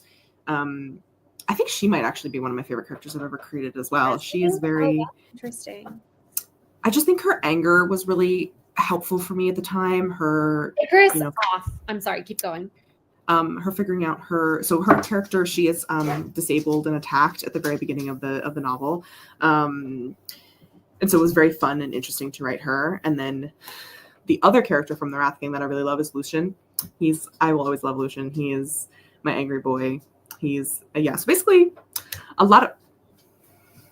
What does this mean? What does this mean? Are we doing something? I don't know. Call in, Zayla. But yeah, I think Aeneas might actually be my favorite. He's just actually really? That's a lie. Asani is my favorite. Oh, she's fun. She's super fun. She is 800 years old, and instead of doing the trope of like this really old character, super jaded and hates the world and is not super, has been through so much. She is so just she's like, I have lived this life and I know I will live so much more of this life, so I must enjoy every second of it or else I'm going to go insane. Yeah. And she is but she's also so badass, and there's a point where she just punches, like not punches literally, but like verbally knocks down one of the characters who like I do not particularly enjoy, where she's like, I have forgotten more about war than you will ever remember, that you will ever learn. So good. So she's my favorite. And now my mother's calling me, so you can answer. Oh, okay, it's my turn. What has been my favorite character I've ever created? Okay, this is such an interesting thing. I'm going through all of the stories I've ever written. I love Adazim, but I'm not sure those characters are like in my top tier characters. I'm just gonna say they're like, it's Adazim. I've always said is meant to be a Hallmark movie, but for Halloween instead of Christmas. And I do stand by that. I do think it, developed some legs. It's got more plot than your typical Hallmark movie would, but the characters, they're not as nuanced. So why am I thinking my favorite character is someone from a chocolate short story? Because that isn't nuanced. How do you get nuance within 500 words? Favorite characters, it's definitely not someone from the Draconic Year. It might be Andromeda from Heliacal Rising, but I'm kind of cannibalizing her a little bit for Ash. And, like Oh. she'll still exist. You know, I think one of my favorite characters I will ever write will be one of the main characters of Tornado Blondes. I think she's gonna be a hoot. Because she's you. No, I'm kidding. Well, I mean, but to be fair, like, well, no, Sophie's not me. Sophie is like someone dealing with something I'm dealing with, but then choosing to deal with it in the exact opposite way of me. So actually, Sophie is a bit of an enigma to me sometimes. I'm like, okay, this is how I would react to this situation, but knowing her and knowing her morals and like beliefs and philosophies, how would she react? And sometimes I can't fully answer that question. I have to sit and think about it. I love the two characters I created for Breakfast in Bogota, which is one of my childhood. Oh, that's my favorite one. I know that it. you've ever done. I know that is one of your favorite. It is your favorite chocolate short story. Trying to think. Merlin says hi. Maybe Merlin. Merlin, he's great. I don't know, Katie. What's your favorite character I've ever written, and then I can like assess my thoughts on that. Not even one you've had to have read, but one I've like conceptualized, told you about. I was thinking this is that it's Andromeda. I just think she's so fascinating. Yeah. And what I find fascinating about her, because I know so much more about Heliacal Rising than the internet does. But from what you have told me about her, she feels like I feel like I would react very similarly to how she does in her search. Yeah. I feel like I relate very heavily to her, which makes me like her the most. That's fair. Yeah, I mean, but the thing about her, the reason why I'm like she's probably my favorite character concept, but I struggle to call her my actual favorite character because she's not fully actualized. You know, I never got through a legitimate act 2 of Heliacal Rising. And a lot of her growth, like she is one of those characters who is so driven by a specific quest that who she is remains pretty consistent up until about 70% of the way of the story. And then that's when she's faced with a lot of moral quandaries and a lot of like surprises that then force her to reassess everything she's ever believed and like how she's going to deal with it all. And then through that, she sees that if she were to look back on herself throughout the course of the whole book, like there had been smaller things also building up to those changes. But I've never executed it, right? So the version of her that exists in my mind, I think, is so interesting and complex and entertaining. But the Bryce is done. It's been 82 minutes.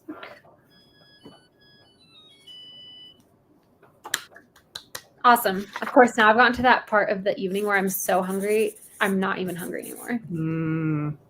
It's fine. Anyway, that's my answer. Maybe Andromeda, but like on paper, Ariel from Breakfast in Bogota. Oh, he's so good. You know what? I also bye, Sarah. Hi, Sarah.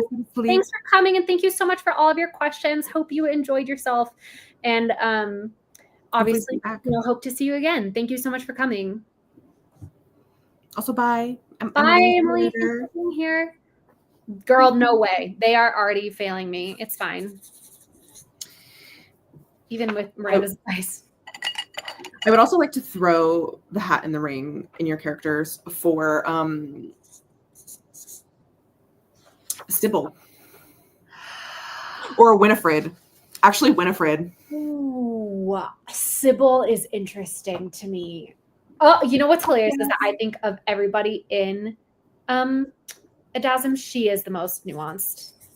She's very nuanced. And the way you've incorporated a lot of stuff late that we we really built out her character. Like this. We're like, why is she doing this? Like, what? This makes no sense. Yeah. So didn't have to, ultimately it was about the aesthetic. But I think Sybil is for a character that never appears on page has such presence. Until the very end. She does at the very end. Her spoilers. My B. We gotta update the title. Spoilers for Dark and Secret Magic at 1 minute 18 seconds. Or at 1 hour and 18 seconds. Oh my gosh. Oh, that's so funny. But yeah, no, Sybil is so deeply nuanced in many ways, and she's, I think, really seeing her through Kate's lens makes her even more interesting. And so I really like Sybil. And I also love Winifred. I think Winifred, when you learn certain things about Winifred, you begin to understand her as well. And that makes her super interesting. I always struggled with Winifred because I kind of feel like, spoiler alert, like, and I won't be, this isn't a deep spoiler, it's a soft spoiler, but I feel like she doesn't really get resolved until literally 3 pages before the end of the book. And so sometimes I'm like, does this feel a little tacked on? Like, I was like, oh shoot, sometimes I worry that it feels like, oh, the author forgot to explain what Winifred was up to. And so randomly it's just like, and also here's Winifred, like, da-da-da. So I don't know. I tried to tie it in and like make it feel like it had symmetry, that scene, make it feel like it had symmetry with the first scene of the book. But sometimes I worry that it's a little clunky. But you know what? That's okay because it was my debut and it clunky. Well, I don't know. I was going to say clunky is fine, but like not really when you're published. For one moment, just one moment. Okay, I guess I should pay attention then to the comments. I'll take a pause while she's dealing with what she's dealing with. I know, Madison, you're right. I am planning on, once Adasm is 1 year old, to do like a full spoilery overview discussion Q&A of it. We lost a Jod as well. Mwah. Thanks for coming. Glad you were here. Grayfi says, I know I'm behind, but my favorite character, Wrath King character, is Nola. Got it. Can you go back later and bleep it? I don't know. Hold on. I'm sorry, guys. My cat. I'm not even going to mute, though, because that's not good. Here we go. We're going to grab him. He's trying to get hot chocolate that's in a cup in my sink. Look at this little buddy. Look at this little dude. He's going to be so mad at me, but I'm going to hold him here with me just until Katie gets back. Well, you've done this to yourself, sir. Okay. No, you're staying. Whoa, that was a Sharpie that fell. We're fine. Let's see. Lizzie says, my favorite characters are an anthropomorphic parrot girl and her adoptive pirate mom. I'm planning on writing a middle grade adventure for... I think Lizzie's still typing the second half of that comment. Tia says, well, I was going to go to bed, but never mind. The band's together. Haha. Yes, Tia, I'm signing tip-in pages for the special edition of A Dark and Secret Magic. This is what it looks like. It's getting a reprint. And I don't know if you have one, but you can go and put yourself on the wait list. And it's in the link below, as are all of Katie's pre-order links too. Yep, we did have a lore drop specifically because somebody asked. We didn't just randomly give it, but we had somebody ask. My favorite of Wallace's characters is Girly Pop from Assault and Sonder. Which Girly Pop? The Girly Pop that's got the visions, or the Girly Pop that's the sister of the Girly Pop that's got the visions? Miley says, damn, what did I miss? Madison says, I want your... I don't know what that says. Something note, Wallace. Like how authors read through their books and write funny things about how they wrote parts, characters, stuff like that. Well, I have an annotated edition of Adasm that I I say I fully annotated. I'm sorry if you guys are hearing his complaining. Oh man, he's getting really pissed at me. He's probably going to swipe at me or bite me soon because he's really mad. I don't know if you guys can hear his complaining. It's getting louder and louder. Miley says, Tia, not both of us immediately moving here. Where were you guys before?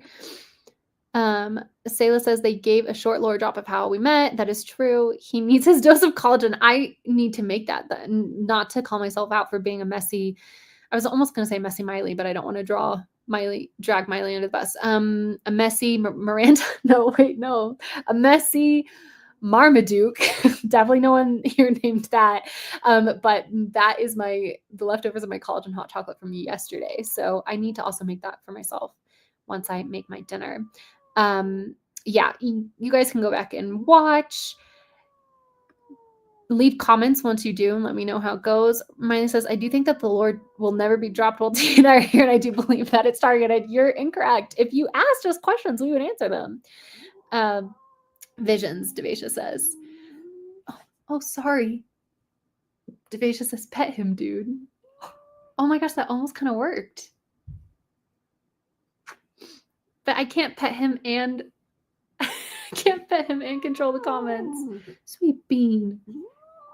How about some chin scritches? Honestly, you're so right. Actually, no, it wasn't. You guys just need to ask us questions.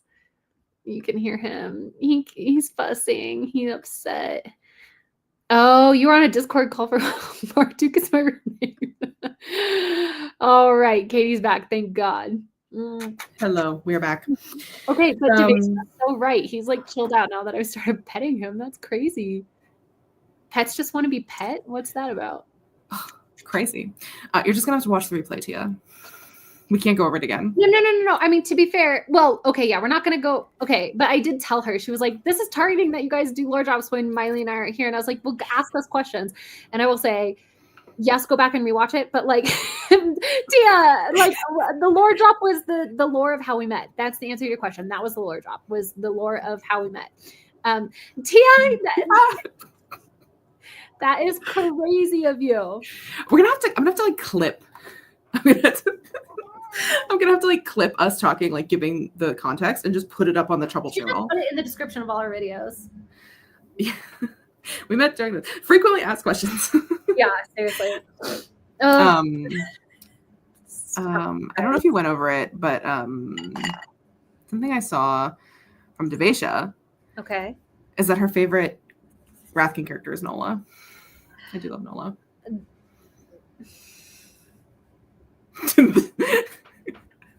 Never heard silence quite this loud. No, I just, like, for me, I was going to say, well, the question wasn't who your favorite Wrath King character is. It's just who your favorite character is. But Katie and I both gravitated to the Wrath King. But then I was like, Wallace, why do that? Why? Devasha was just saying who her favorite character is. So that's why that was me self-censoring. That was not any sort of statement against Nola. I love how I didn't say a single character from Back into Compliments. No, I know. But I was like, how funny is it? Like, I think it's a sign, Katie. I think, it's saying something that all of your favorite characters seem to be I think part of it is that I feel like with Luca and Jules, I feel like I'm almost done. Like I'm done like with their story and like so their characters, like I'm done with their characters. Whereas with the Wrath King, the characters feel just so much left to do with them. And so there's very much that. And I don't want to talk about too many of the characters in Back into Compliments because I want you to read them and experience them yourselves in June. And could never be me. I'm like, here's everything you need to know about Kate and Matthew before you read. Anyway, so that was that question. Let's see if I missed a question. Oh, there's one. Which one of your troublemakers is the favorite? Which one of the troublemakers is your favorite? Oh my gosh, that's funny. Me. I'm my own favorite always. My favorite troublemaker are all the pets. Oh my God. Really? Yeah, I love the pets. You like Icarus more than you like me? He's my little guy. Wow. Kidding. Wow. Devastated. Really devastated. Okay. How far are we into this? I'm fading. I'm gonna be so far. We're an hour and a half. Can I take a pause so I can heat up my beef? And can we do a pause? I know we've been chit chatting this whole time, but just can we chit chat during the chit chat? And I'm gonna make myself dinner because I think that's why I'm fading. Is that I've had 4 different caffeinated beverages at several different coffee shops, and then a Danish here and there. So I'm, she's struggling. Oh, Tom Tom's a great answer, Selah. I agree, Tom Tom. And Miley's is Boop, which is funny. And I'm not going to explain that to anyone. Boop. Not Boop. Or Goop. Goop's a great one, too. No. The mascots of the Chan. Grace says, oh, my favorite General Kitty character is ... Nola.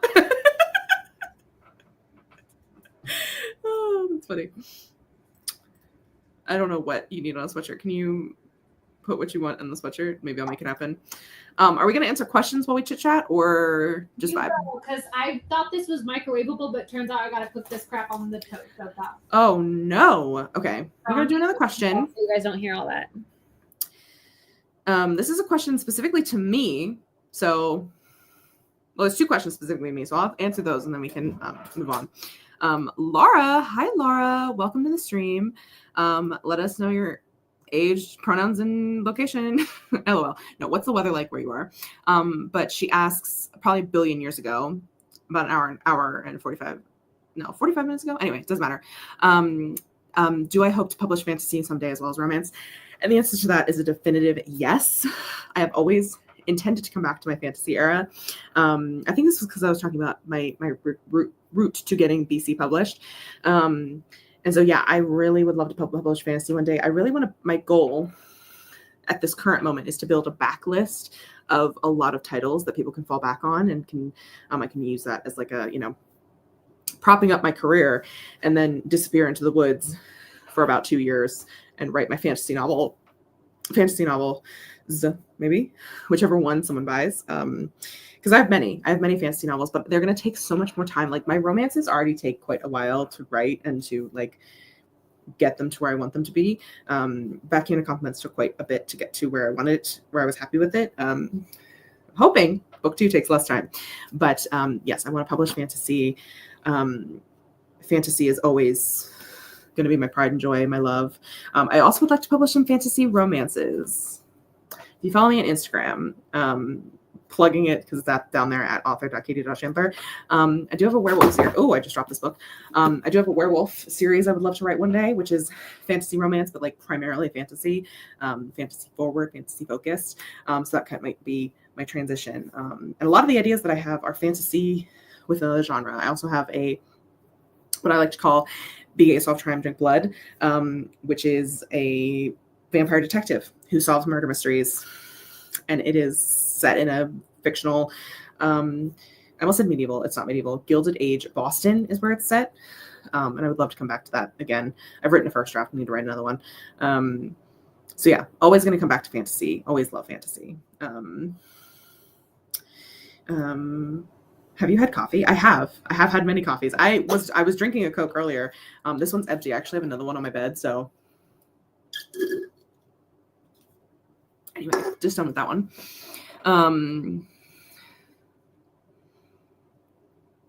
Oh, okay. Madison really likes Wallace's Twister sweatshirt, which I don't think you can get because I think it was given to her by someone who was on the production team. Maybe she'll have to confirm when she comes back. It's okay, Stu. Not you too. I love how we said we were tired on our call and immediately came here. I love how y'all have your calls. Like, when are you guys gonna start streaming? When is Miley, Tia, and the Stu Show gonna happen on YouTube so we can go and be in your chat and be obnoxiously annoying all the time? Not because you're obnoxiously annoying, because we're obnoxiously annoying in real life. We want to do it in your chat. Oh my God, this would be so funny. Sayla, I have not yet come up with a title for book 2. So now I'm like, can I somehow manage to find a book 2 title that is AD so I can have BC and AD? And then I would have CC and DD, which would be hilarious. Just A through D, and that's the only letters I use. I have late night light streams coming soon. Just gathering people. Oh my God, Tia, I cannot wait. Damn, I can't talk anymore, but I sure can listen to other people yap. So true. I love the yapping. I love to listen to people yap, and I love to yap myself. And then we have one more question for me, which is from Bombastus. Is Katie, if there's a piece of advice you would give you from a year ago in regards to writing, what would it be? Oh my gosh, what advice would I give? I think honestly, me a year ago was quite literally today, I think. Today is the day that I sent my last edit to my agent, and she was going to put the book out on submission on the Friday. Quite literally today is when a year ago today is when I sent that email with the final version that we had done for BC, and I had interest within 26 hours. So I think the advice that I would give to her then is to, I know what advice I'd actually give her. This is not relevant for everyone else. But the advice that I would give myself is don't worry about deadlines, is to write and stop worrying about having to drop everything.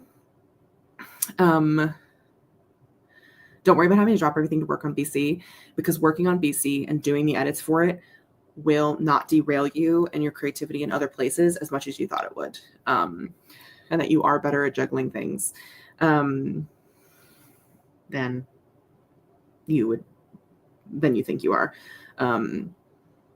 Yeah, I think that's the advice that I'd give her, is just to let your creativity flourish. Like, just focus on that part of it and not so much everything else that's going on. Anyway, so that's the advice I give to myself. I don't know if that's helpful for literally anyone else, because on my year ago today, in a couple of days, I would become a unicorn. Yeah. I'd love a solid answer on this word count situation for debut authors. What word count situation? Sorry, did I miss a question? What's the word count situation? Is there one specifically? Because my experience so far has been that my editor has always been this was one of the reasons why I picked my editor, because if you didn't know this, I had an auction where I had multiple publishing houses interested in having backhand compliments. But one of the things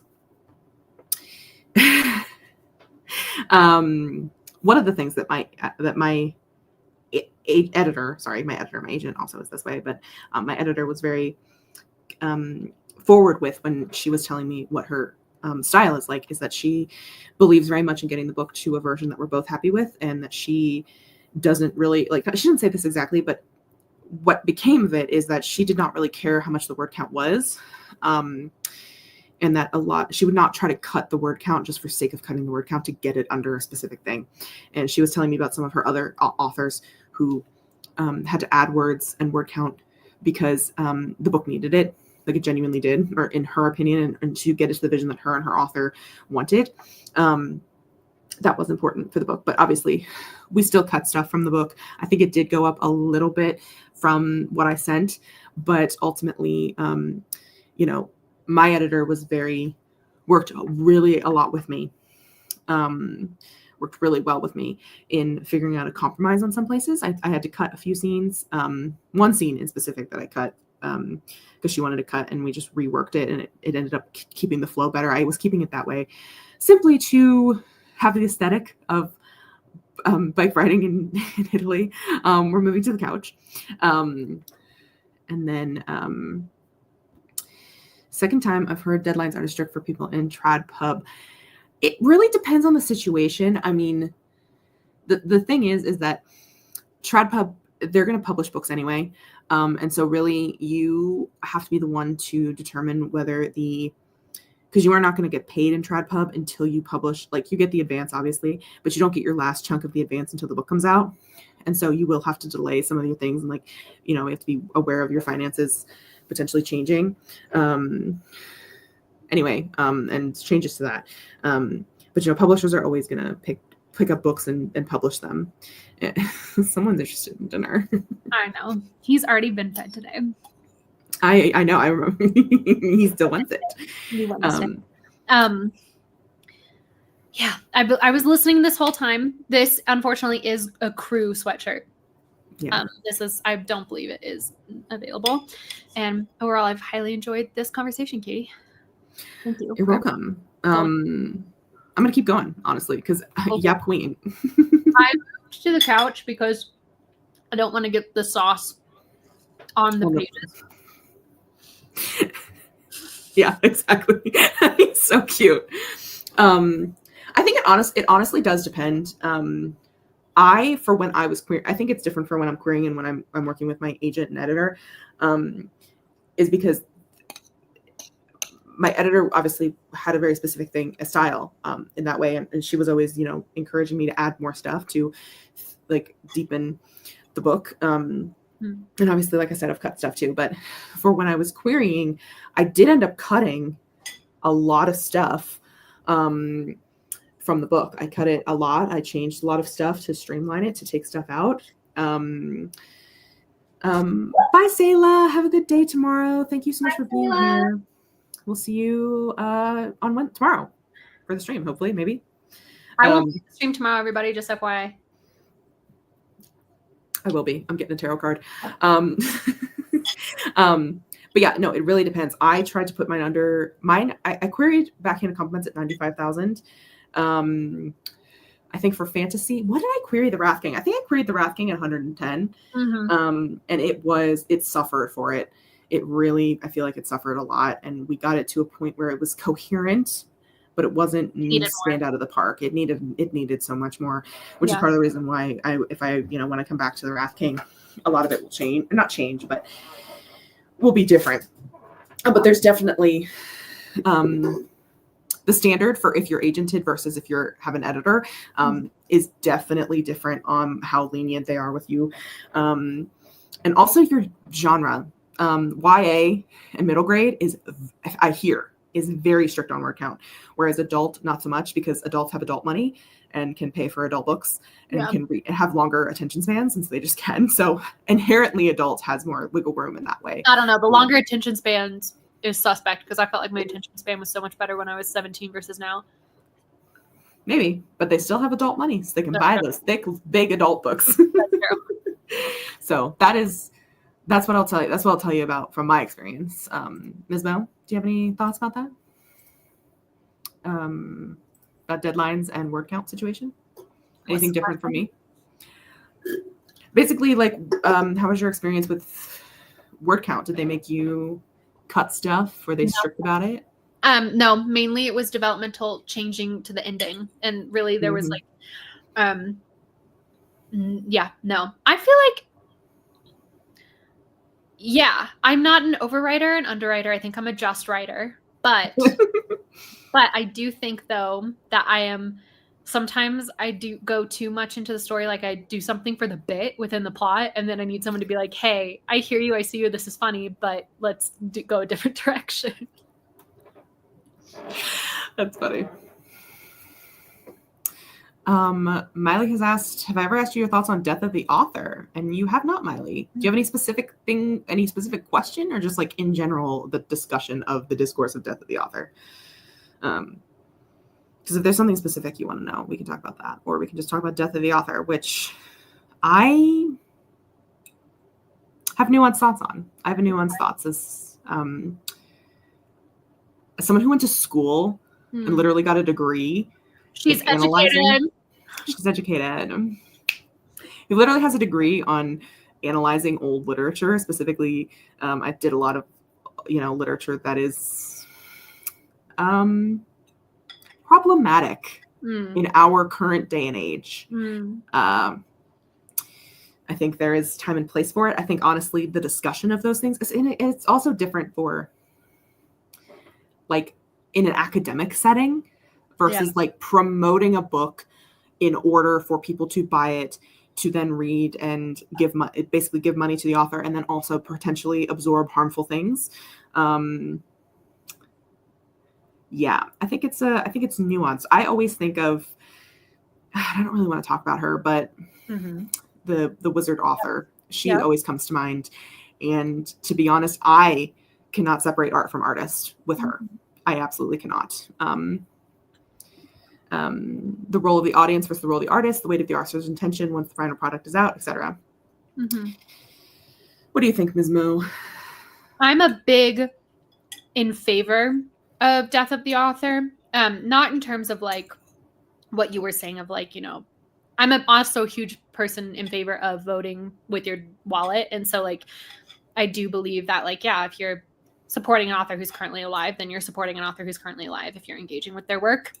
And if you know that author is like actively using their money to harm communities that you want to be supportive of, then that's something that you have to contend with within yourself, right? And I'm not saying it's like an immediately cancelable offense. I'm just saying it's nuanced and you should contend with that within yourself. But and contend how people will perceive you and think about you. Sorry, what? That's exciting. Oh, wait. Like you can just like hold it. Like it'll be like. I was gonna say, have your auditions even ended yet? Like I was like, what? I was like, my auditions haven't ended, but this makes more sense. Sorry. Yes, we're getting on an audiobook. Sorry. Anyway. Yeah.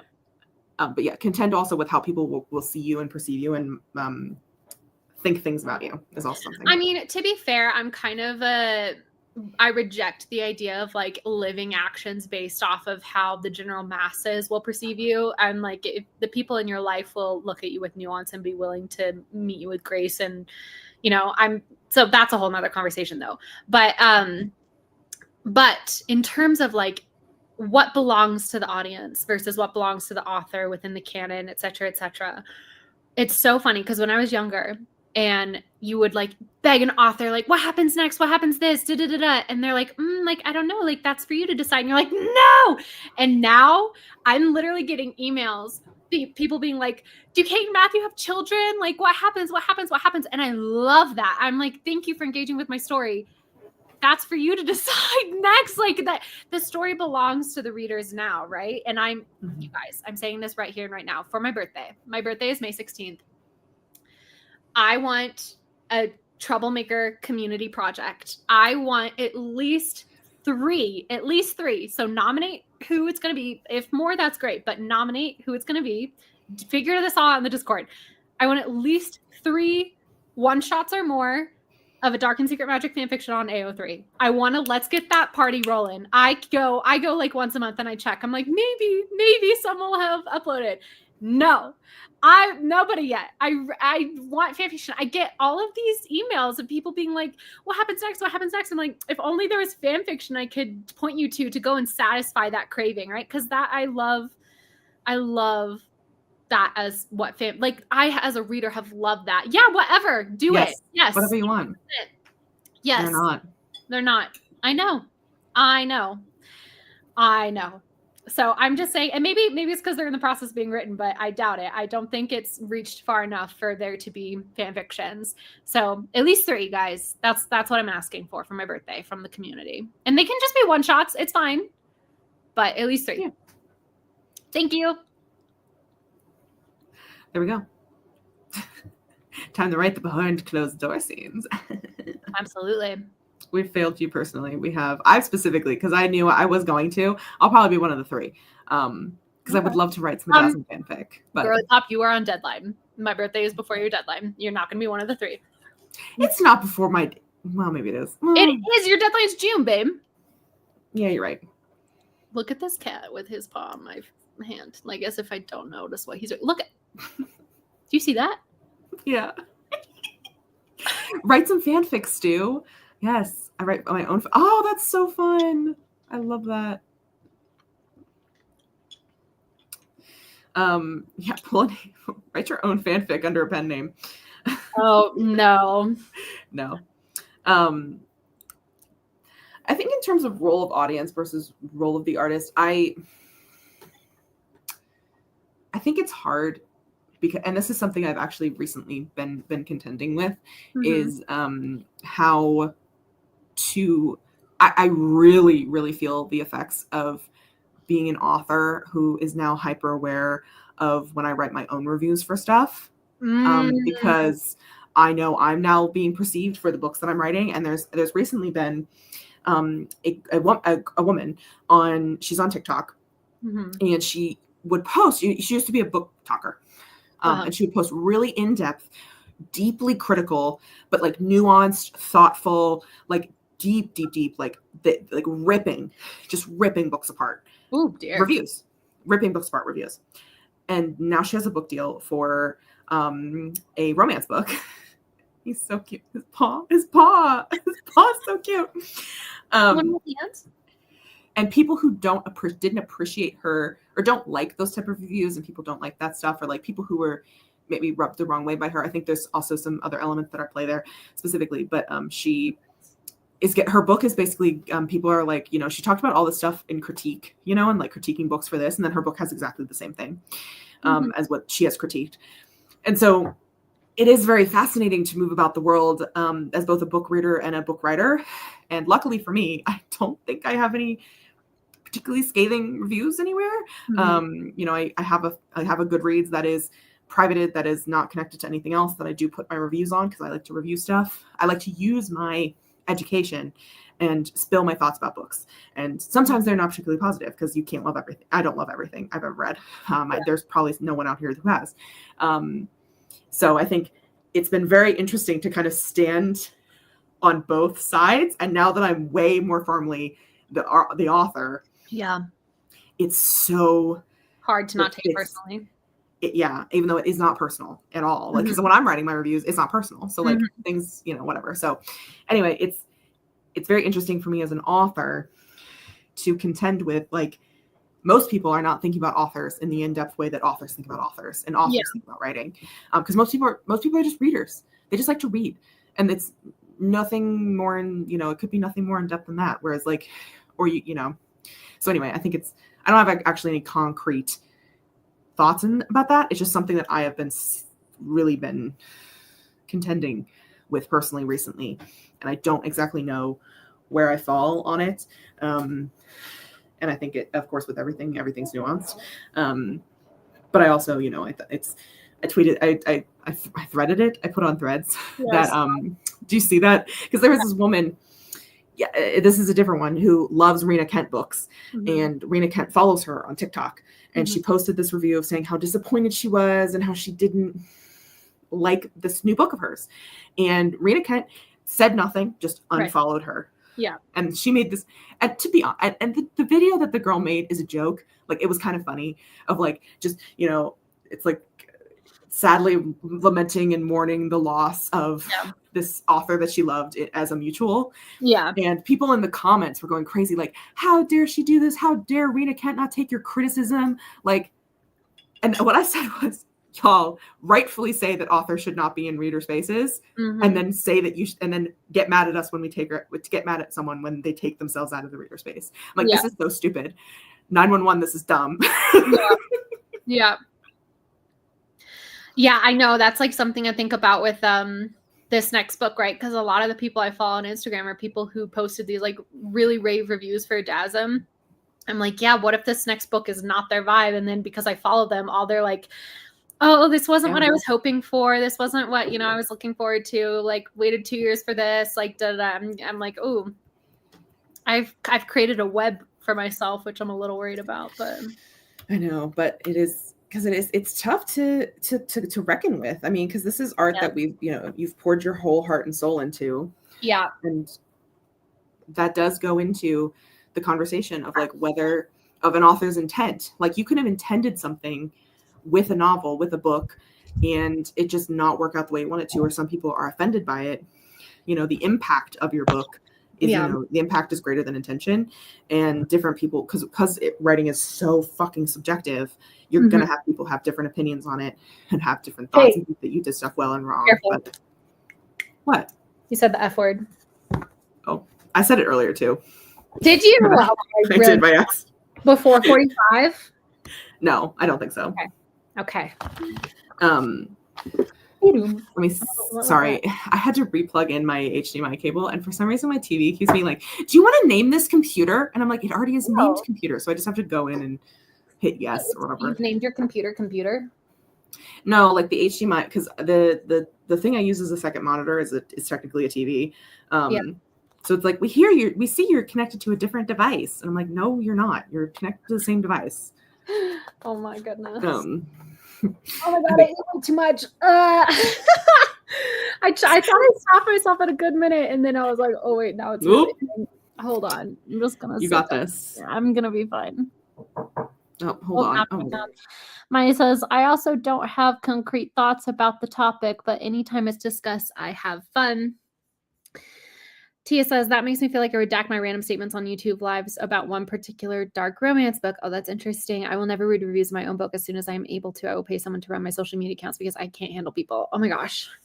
The way I was just talking to my cousin today about how I wish I could pay someone to run my social media, but like only the parts I don't like, which is mainly Instagram and like obviously TikTok. I don't even have TikTok on my phone anymore. I like YouTube. And that's it. I only like YouTube, if you can believe it. It's the only social media I feel remotely comfortable on. Oh my gosh, you guys, I literally, it's so much I've got the sweats. I mean, to be fair, It was also kind of a spicy dish, like very vaguely spicy. So maybe that's also an issue. But oh my God, I need Katie to come back right now. Oh, thank I God. got it right here. She's right here. She's right here. Oh my God. Thanks, babe. I like want to take this sweatshirt off now. I'm like sweating. Sweating. It's okay. Oh my God, why is it doing this to me? Okay.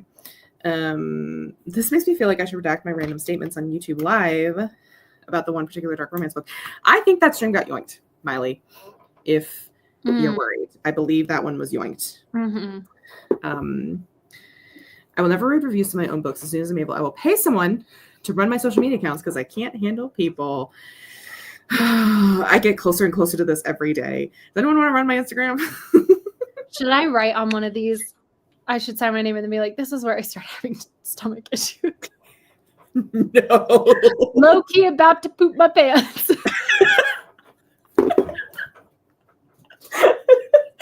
Oh no. Oh man. Wendy would need someone to run it because I do not know how to make content at all. You learn, I mean, honestly, what I do, and this is maybe, I don't know if this is coach or not, but this is what I do, but I copy from a lot of people. Copy from a lot of other people. All right. It's jumped. We have that on your bingo. Let me see. Also, we had, I wanted to just quickly from Devesha, Devesha would tell past Katie to always listen to Devesha because 89.98% of the time she is right, which is in fact true. It's just so true. And honestly, I talk about this in my video that comes out on Sunday, but truly, like, the biggest advice that I always give is to find your author support system, which is like the hardest thing. It's not really that hard, but it is hard to find that in some respects. I do recognize that. And we got really lucky and the universe putting us together, and it just worked out so well. I know. We become so better. Like, such better people. What crazy dominoes? The panini. Where would I be? I definitely would have quit YouTube for sure if I didn't have you guys. I was so like on and off with it anyway. Would you have sent a DASM to your agent anyway? I wouldn't have written a DASM, Katie. Because remember, the reason I wrote it was to make content. I was making content because I was on sub with a different book and I didn't want to talk about that book. I wouldn't have written a DASM. That's crazy. I mean, I wouldn't have written BC. Or I might have written BC, but it wouldn't have gotten to where it is. Yeah. Well, like you would have just it's original origin, which is where it would have stayed. Yep. Just like some of your other works that you've stayed in that origin place. Yeah. Makes it sound like I know. Anyway. So it's very interesting. It's very fascinating where it would be. Dominoes everywhere. Dominoes. Ooh. I was about to say now I want pizza, but that's a joke. No, you don't. So full. I really am not full. I think it's the spice, which is embarrassing because your girlie's from Texas and like it didn't even feel spicy, but now my stomach is really turning against me. I hope this isn't TMI for everybody listening. That's so wholesome, Stu says to my internal distraction. To your indigestion. I pulled this question because we were talking about something. This was so much earlier. Yeah. But it is advice on writing characters with opposite personalities compared to your own. Oh gosh, therapy. Yeah. That's terrible advice, but like nothing's more wholesome than upset tummies, am I right? So true. Hold on, she's gonna burp. Excuse me. Hopefully I muted in time. Did I mute in time? You did. Yeah, you were muted. That was a heinous burp. We could hear it. Guttural. Okay, everybody, just imagine it. Great word. And guttural. Now I can hear it. Ew. You've got it. That's like worse than if I had just not muted. Oh, amazing. What were we talking about? Oh, this, right. Therapy. Yeah. Yeah. I know. Yeah. I can't help myself though, man. Sometimes I just see the bit and I'm like, I run to You beat gotta it. do it. I run. The horse is already dead before I even approach it. I'm like, ha, dick. I honestly like. The thing is, and this is gonna sound so crazy, but I like don't know what my personality is for sure because I imagine how would I react if I was like this instead of this? How would I react if I was like this instead of that? There's so much internal constant turnover in my head. I'm not saying I've got like, I don't know what I'm trying to say. PPD, no. I just like, I'm like PPD. What was the other one? the like dissociative. I'm not saying that, but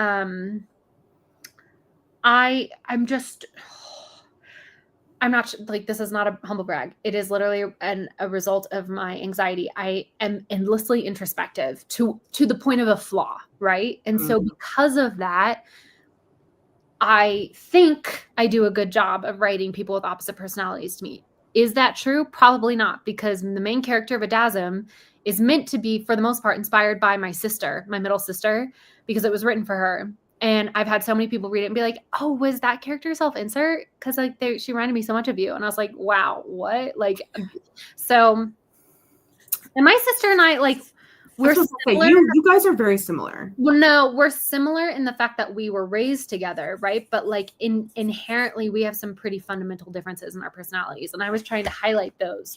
So that way Kate felt to my sister when she was reading, she could connect with it, not me. But I think I failed. So the answer is hard that people don't know. I think it's hard because the people don't know your sister. Having met your sister, spent quite a bit of time with her. These people knew my sister. These people who were saying this know my sister. LOL, never mind. Yeah. But I thought Kate felt more like your sister than you. I could see places where Kate was different than you and how, because I know you so well, I could see where you would react differently than Kate does. But I think there's also a struggle with, I mean, the voice is always going to be you. Yeah. Well, that's like what I'm trying to work on for this story, is to not have that be true. Like, is to really differentiate voices. But I will say, for anybody who's curious, my self-insert in Adasm is Celeste. And she's not a true self-insert. She's a parody of myself. Which, in like personality wise, because she is an astrology girl. Well, but that was whole like a nod to me being into stars. But mainly it's like chronic online, like kind of selfish, but pure-hearted little sister, right? Like that's the parody that is happening. And like the relationship between Celeste and Hecate is like, it's definitely a commentary on my older sister's relationship for sure. But I want to reiterate that the relationship that they both have with the oldest sister is not a commentary or a parody on the relationship that I have with my oldest sister. Yes, I'm one of three. Yes, that story is three sisters, but I needed some interpersonal conflict and drama, and it just made sense for the oldest sister to be the cause of that. And I felt like my poor oldest sister is such a good sport about it, but she's like, oh yeah, like won't take any of this personally. I'm like, you really shouldn't. You really shouldn't. Yeah, no. You really shouldn't.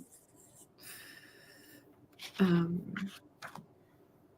I've had some family members be like, is this about da-da-da? And I'm like, absolutely not. No, it is not. Nope. That's funny. It's funny they would think that. Oh, I haven't done this high in a while. It's always funny to me when people, non-writers specifically, because I feel like writers always ask this question differently. But I've had multiple times people ask me, am I going to be in the book? And it's like, so presumptuous. Like, I've had people in my life be like, is this book going to be dedicated to me? Which I am like, hello? Like, that's a lot. Hello? I don't know. What have you done for the writing process? I mean, to be fair, some people have been like major contributors, but still, like the dedication is, I think, the most intimate, special part of the book, and to just try and lay claim to it. Because that's the thing, is that I've had people not just ask, but be like, when are you going to dedicate a book to me? You know? And I'm like, you just asking that makes me not want to ever do that. Yeah. So Well, and it's like, why would you? I don't understand people who ask that, because I've never felt the need. Like, I don't want to be in a book that someone has written. Was I underwater? no, when are you going to dedicate a book to me?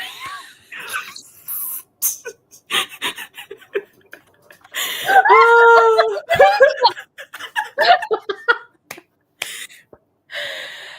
I love you guys. That's amazing. That's incredible. I love it. That's gonna be our new bit. When are you When are you going to gonna dedicate dedicate a a book book to to me? Oh, I love Because that. That's our a fun our other bit that never comes out on stream, because every stream is recorded, obviously, and can Yeah. stay up if you want it to. Is it's such a anytime good bit. It's one of my favorite bits. it's one of our favorite bits currently, and you guys have never heard it, but I'm going to spill it to you now because we're almost we're over 2 hours in. Yeah. And it is that sometimes we'll be like, can I say something, like, Yeah. something maybe controversial or a half-baked thought or something that just cancelable. Let's just be so for real. Sometimes. Yeah, like sometimes we express ideas that we don't want to express on the internet, and we see each other with grace. But the way that we diffuse the tension is to go, yeah, of course. Hold on, let me just screen record. Yeah, let me just screen record real quick. So good. I So love funny. it so much. But that's what this bit kind of, we're gonna come back to that as a bit. When are you gonna dedicate a book to me? When are you gonna dedicate a book to me? I think my answer for writing, I think I have the opposite problem to you, Wallace. I do introspection. I've been doing more introspection because I think I have no personality at all. I think I copy everyone else, that I mimic everyone else's personality, and then I just spit that back out onto the book. But what I came to realize when writing Back in a Compliments by Katie Chandler, when I was writing it, out June that 10th. I put out June 10th, is that I put a lot of myself in, specifically Luca. I put a lot of myself in her because she has a lot of anxiety that she's dealing with, and so much of her like singular focus is very me coded. Anyway, so this is actually something that I've been thinking about recently, of writing opposite personalities, because the characters in book 2 are very much not, well, they are like me and they aren't like me, and there are some key differences that I am trying to kind of figure out, as well as like writing about the sister of Juliet is harder because you see her in book 1, and so I want her to feel like she is the character in book 1 that you meet, that you get advice from, that you see. But obviously Juliet and Luca, who also interacts with her, are going to have very different, they see her through a specific lens. And so when I'm writing her as herself, what lens does she see herself through? And I think she is quite different from me in certain regards. In one regard, in her ambition and just singular focus, we are very similar, even more so than Luca. She is very, she has a subtle chip on her shoulder in certain ways that I do not think I have a chip on my shoulder. I don't think I do, at least. So writing her has been interesting because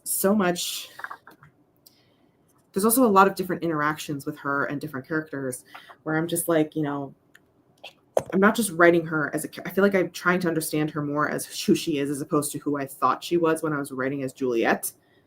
So that's what's been particularly interesting to me. I don't know if I have any advice for that beyond just my usual advice, which is doing a lot of character work, understanding who they are, thinking about them, in specific scenarios. Like, what actually would they describe when they're stepping into a room? What would she pinpoint when she's looking at something? What would she notice? Would she be more attuned to what the weather is because she's always wondering what the weather is because she was playing tennis? Is she thinking about the way her body feels and moves because that is something she is very, conscious of? Or would she not think about it as much because she spends so much time just in muscle memory, and so she's actually thinking quite strategically? She's not actually thinking about the physical of herself. So anyway, that's not really opposite personalities, but thinking about how you would see something and then how someone else would see something, like just trying to think of them as an entirely separate person to you. Like, when I write someone who's like me, I'm not writing me. Like, I'm writing somebody else. Like, I'm writing a character. So I don't actually usually think too much about how much is related to me, if that makes sense. That does make sense. So that's my advice / ramblings of a mad woman. I love it. I love it too. I love a Q&A. This is why I love doing Q&As. They're so fun. Let me see what other questions were in the comments. Are we out of Instagram questions at this point? We are not. We still have a bunch, but I just wanted to go back to the comments. A bunch? We have one, two. We have. Let me check on Instagram again. Okay, so no more have come in since then. We technically have 3 more questions from Instagram, and we have. Oh, I didn't mean to click that. I clicked the wrong thing. 1, 2, 3, 4. So we have, 1, 2, 3. So we have 5 questions left so far. On Instagram? From total. Okay, I was going to say, I thought we only had 6 questions to start. Well, we also had a bunch. Well, 2 more have come in since we started. This cat is killing me. Tia says, I don't think Amelia or Felix are anything like me. I think they have small aspects of me, but they're their own people. Yeah, exactly. I think it would be good practice to spend time putting yourself in other people's shoes, especially people who are doing things you would not. Yeah, I think honestly to help build that as well would just be reading books with characters who are vastly different than you. And I know it's hard until you actually get into it, but it builds, a lot of, not staying so within yourself of like, how would I do this? But like, how do other authors approach this character? Can also probably help you pull from that. And that'll help you write a more well-rounded opposite character, because people also contain multitudes and nuances. So even if they're opposite personality to you, there could be deeper layers that you do relate to because they are similar to you. Sorry. Good night, Miley. Miley's good morning. Sending good vibes for your signing hand, Wallace. Thank you. I do think I am. I'm not like, this is still how much we have left, but I'm just saying I can feel the horizon. So just FYI. It's coming. Let's see. Do you want to do Instagram or comments? Let's do Instagram. All right. We have, okay. Question. Nope. Sorry. I'm so sorry. I clicked the wrong thing. What is it like writing under an external deadline? How long are your deadlines on average? Okay. I said earlier that I thrive under deadlines, and I do believe that is true, because before my book from Genesis to finished product, not including the publishing rounds of editing, every single story is multiple years. I feel at this point in the process that I will have a workable draft by July 1st to give to my publisher, which is incredible, because the genesis of this story was like October 13th or something like that. Literally. Andover, Massachusetts. Andover, Massachusetts. And to be fair, there are elements of it that I've cannibalized from Blackwater. Like, a lot of Blackwater has been totally cannibalized. Like, Blackwater will at this point never be written, you guys, because the main drama, the main core of that story is being cannibalized into About You, which is not.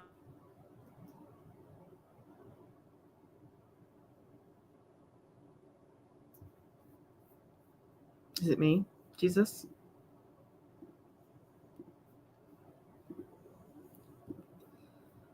Oh no. Oh, it is Wallace. Oh no, Frozen Wallace. Okay, it's coming in. Okay, it's Wallace.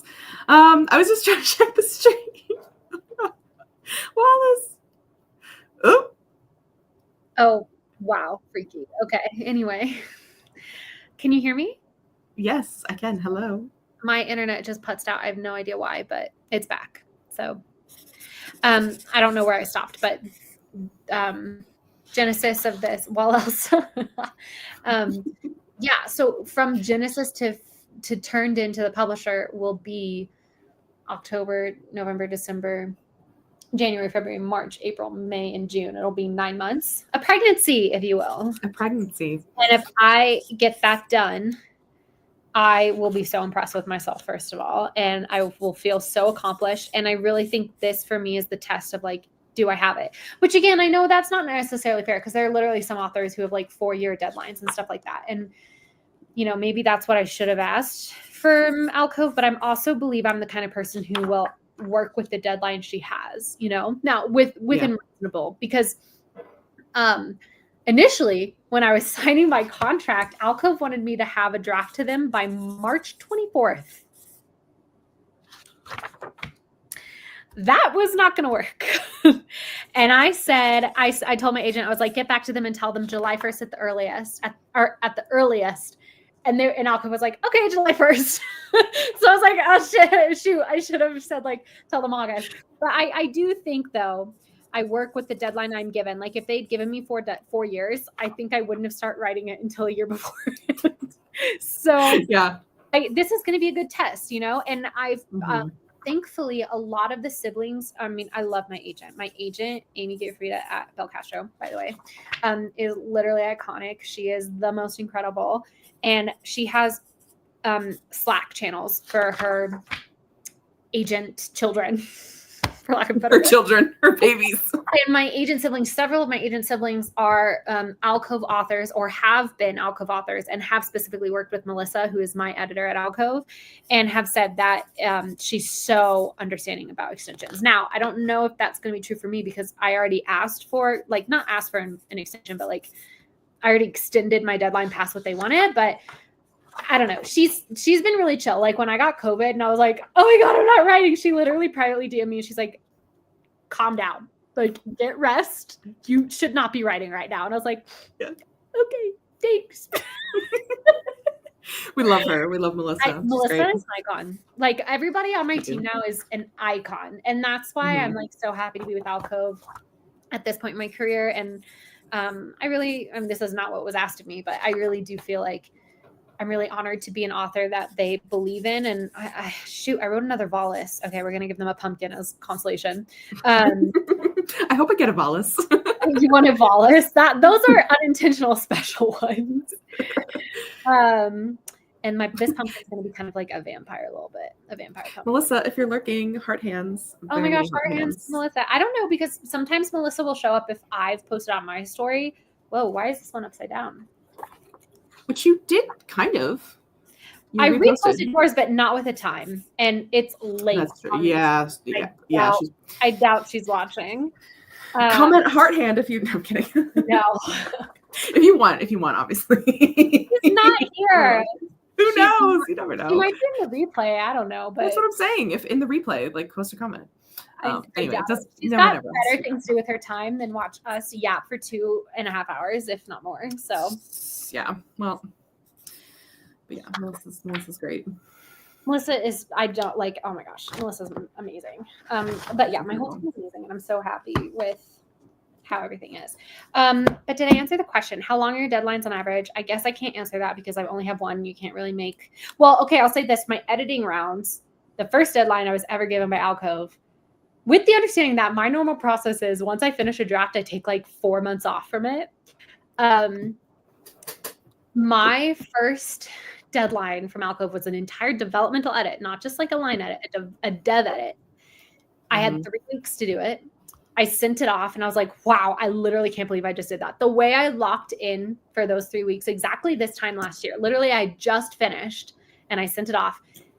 And I was like, oh, thank God I can just take a break now. 1 week later, and I mean, this is to Melissa's like efficiency, right? She's good at like, she won't have me waiting around forever, right? 1 week later, she gets me notes back for a second dev edit. This time I had like 16 days. So, but that was incredible. It proved to me, it gave me so much self-confidence because it proved to me that I could step away from the book for just a week. And that was what I needed. I didn't need 4 months. I could step away for a week and be refreshed and be ready to dive back in, which is why I feel like I have the confidence to get this draft off to my publisher by July 1st, because not this draft, a draft, because I want to finish the draft I'm currently working on, take a very small break in May, like a week, maybe 10 days. And then dive right back in for not a crash edit, but, a 6-week edit, and then get it off on July 1st. So I really think I have hope, but April is make or break. This is the whole point of the vlog I'm making today, and kind of the video that I put up earlier, which was April's make or break for me. And if I don't get where I want to be in April, then I'll start really thinking about needing to ask for a deadline, or an extension on my deadline. But you know, the one thing I will say is that I refuse to spend my advance money just in case they ask for it back because I take too long. So that's my one little like anxiety girly pop thing where I'm just like, what if they get mad at how long I'm taking and then they're like, never mind, we don't want to do this, and then I have to pay all the advance money back. So I'm not going to spend it. I'm going to I have it in a little savings account. So until the final manuscript is approved, which is like, it goes into development. That's when you go into line edit. Hi, Stieg. Hi, Stieg. Hey, friend. Thank you. I love your support. Also, Stieg, this one's for you. I don't know that for sure, but It could be. Well, I mean, he's not going to order another one because I think he already has one. So I'm just saying I signed that one in honor of Stieg. Mm-hmm. We are like, do you want to see how many I have done? I would love to. I'm actually was curious about a little. Well, just for context, this is how many I've left. We're about halfway, a quarter of the way through, I think. Halfway to the halfway. So think again, my dear. Or are you more than halfway? This is how many I've done.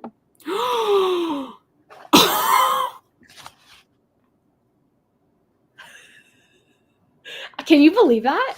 That's insane. You know what? That actually doesn't surprise me because I looked back at the old one. We were doing it for, I think, 320 something. Oh, really?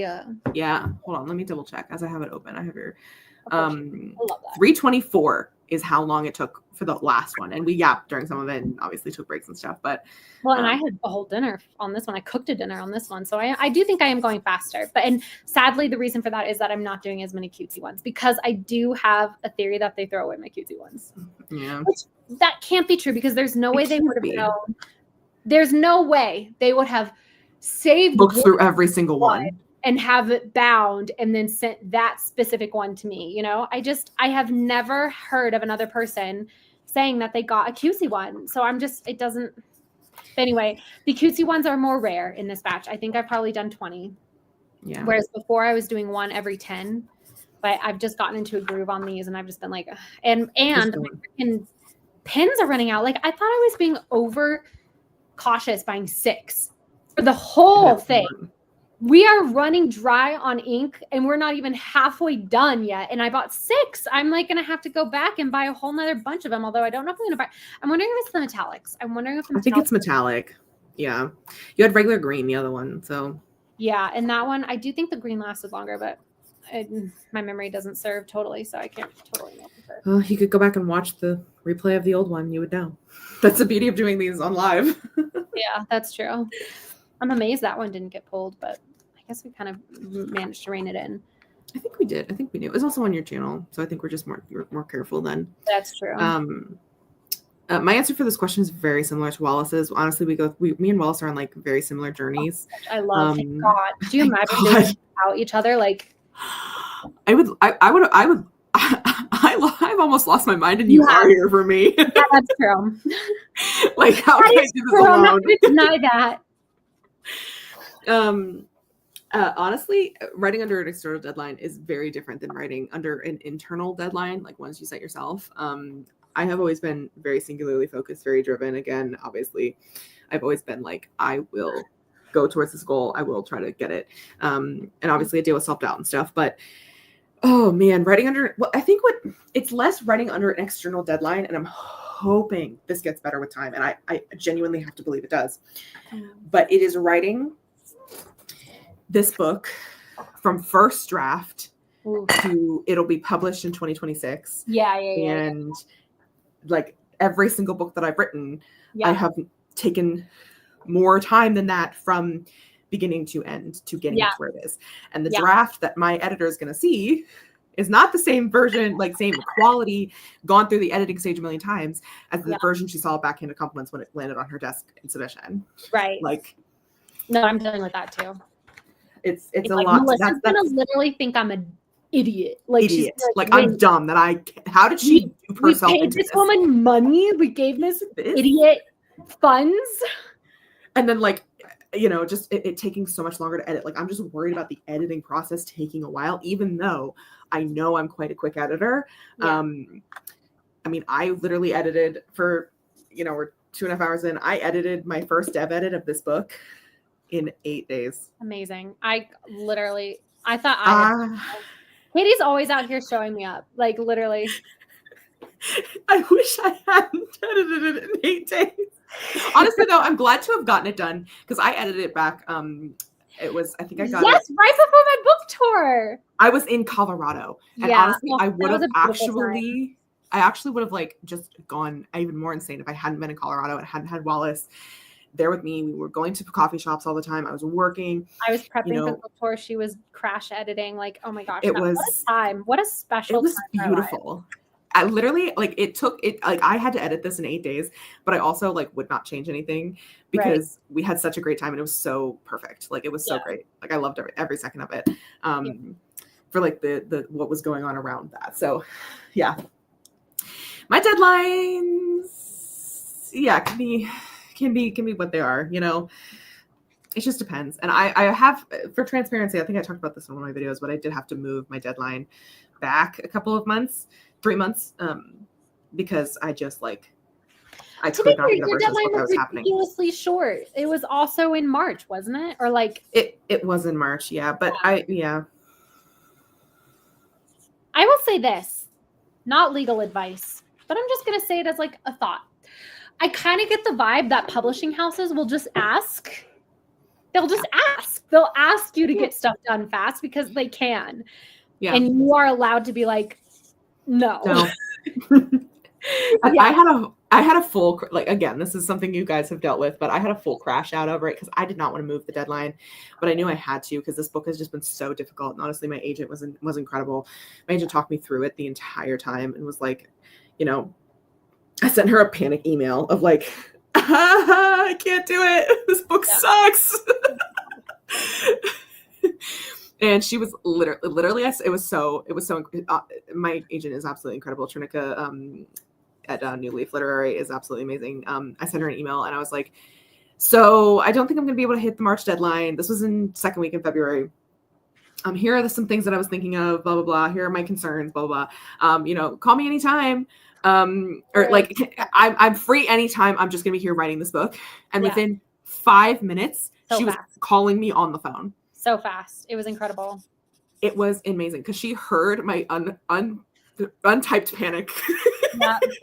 And she was like, are you okay? Yeah. I was like, no, I'm not. So that was quite funny. She's incredible. She's also an incredible agent. If people are making agent lists, Trinica at New Leaf. Yeah, literally. At Bill Castro. Yeah, Amy at Bill Castro and Trinica. Except stay away, she's mine. No, I'm just kidding. Let's be agent siblings. I'm fully like, I want everyone to be my agent sibling. How wonderful would that be, right? Because we all know. That'd be so good. We do. They truly are an icon. I know. Cry emoji. Can one pick me up? I have a finished manuscript. Are you querying, Stu? I think you are. Yes. And yes, she does. That was one of the things that drew me to her. We had a very similar, because actually they weren't the original agent that I queried. I queried the agent that they worked for because they were an associate working under them because this is their baby agent, as we say. And then they knocked it out of the park. So they did. They pulled my novel out of the slush pile. They pulled my novel out of the slush pile and loved it. And then I did basically a revise and resubmit. And then we were talking on the phone and or on a call, and they told me the reason, they talked about why they love the book, but they also said that they, originally a fantasy reader, but they have fallen more in love with romance as they've read more. And I was like, oh my God, that's exactly what happened to me. Yeah. Perfect. So they are open to fantasy, adult fantasy, and also as long as it's, especially if it's queer, anything queer vibes is fair game for them. Amy is open to queries. Amy is open to queries. Yes, she is. Will she put my non-finished manuscript? Can I send her 6 unedited chapters? I would not recommend that, Tia. Definitely not. Don't do that. Don't do that. No. Now. No. That's not the advice. No. And you wouldn't want to either. So true. I know it's a joke. We have another Wallace. Gosh, Wallace can look at that. Clearly a Wallace. Such a Wallace. Wallace. Why did you have neither of them on your list? Stu, get with it. Gosh, you could be our editor sibling, Stu. But I also think there's some accountability happening in the chat. Wait, because Tia said, I think if I had a strict deadline for project acceptance, I would write it faster. I just feel like I have nothing pushing me. And Stu said, I expect to see a full draft also by July 1st. Oh. And Tia said, actually, Stu, that could work. Everybody in the Discord have a July 1st deadline, so we all do it together. Wait, that'd be That's what I'm cute. hearing. That's what I'm hearing. Aisha? I'll just do a month ahead of time. Yeah, that's true. My deadline's June 1st. Katie's like always throwing me up. It's fine. That's what I do. Let's do it. Oh my God. We need to do it. We need to do this. Yes. Icarus, rethink your strategy. Hey, no, that is the stove. Off. I'm getting up. Oh, this cat's testing me. I'm coming. There you go. He's like a toddler every time. It's just he sees a little bit further, like how serious I actually am. Am I going to bother with it or not? But when he's near the stove, I'm serious. Yeah, because you don't want him to light himself on fire. Stu? Well, so that also works. Just get it done by July 1st, not on July 1st, by July 1st. Because I have yet to hit a deadline exactly. I'm always at least 3 days early. So technically, my deadline for myself is like June 28th. But I'm also moving right around then, so maybe it'll end up being earlier than that. No, because I'm going to be at your I'm going to be. That's true. Stu, I want this book in my inbox, by the way, whenever you're done. Thank you. Oh my gosh, I still need to read Grayson's book. I'm so behind. I know. Actually, you can wait actually a little bit, Stu, because here's the thing. I have not been really able to read anything. I read one book in the month of March, and I want to read so bad. I actually hold on. I read 80% of Everything is Tuberculosis. Oh, good. There you go. I did go to Barnes and Noble yesterday. Sneak peek for my video. Aren't you on a no-buy? Hit him. No, not anymore. Well, weren't you though? I was. Was it in effect up until yesterday? No. When did it end? When did it end? I don't remember. Yeah, I think it didn't end. You weren't supposed to buy anything. I definitely bought stuff before I bought this. I know you did, but you were definitely still on a no buy. I still bought stuff, so I really wasn't on a no buy. Oh my God. Anyway, so I bought a bunch of books and I want to read them. I want to read the books, but I can't. So anyway, I still want your books too, but I just wouldn't be able to read it in any time and whatever, Anyway. I'm tired. Angela, hi. Another Wallace. Hi, Angela. What is your profile picture of? Well, that's okay. You don't need to commit to July 1st, but everybody else does. Angela gets a free pass, everybody. She took the one free pass, so you guys all slept on there was a free pass available, and Angela grabbed it. So everybody else, I expect a completed draft by July 1st of 2025, specifically. Yes, 2025. Deep End, very good book. I'm very excited for it because Reads with Rachel read it and did a review, and I trust her with my life, so I did read that. She liked it? She liked it. She gave it a 4.5. Katie. Manifest. No, not manifest, because I know you actually don't want it. I do not want this. Oh my God, y'all. Someone did a book. I just want to like walk you through the panic-inducing reality of what could happen. Not necessarily will, but what could happen. You log on to YouTube one day and Reads with Rachel has a thumbnail and it's your book. What do you do? Cry. And then have to make sure you watch it and tell me what's in it. Okay. And we tell you she loves it. What do you do? I don't know. I watch it. Okay. If you say I can, I would trust you guys to tell me if I would be able to handle it. But like my question is like if she loves it, but she has some like real critiques, would you be able to handle that, or no critiques from Rachel at all? Like even if she really enjoyed it, if she like, you know how like a YouTuber I absolutely love hyped up the book multiple times in multiple videos, and then also like talked about how she didn't love the romance, and I was like, yeah, whatever, girl, like say whatever you need to say.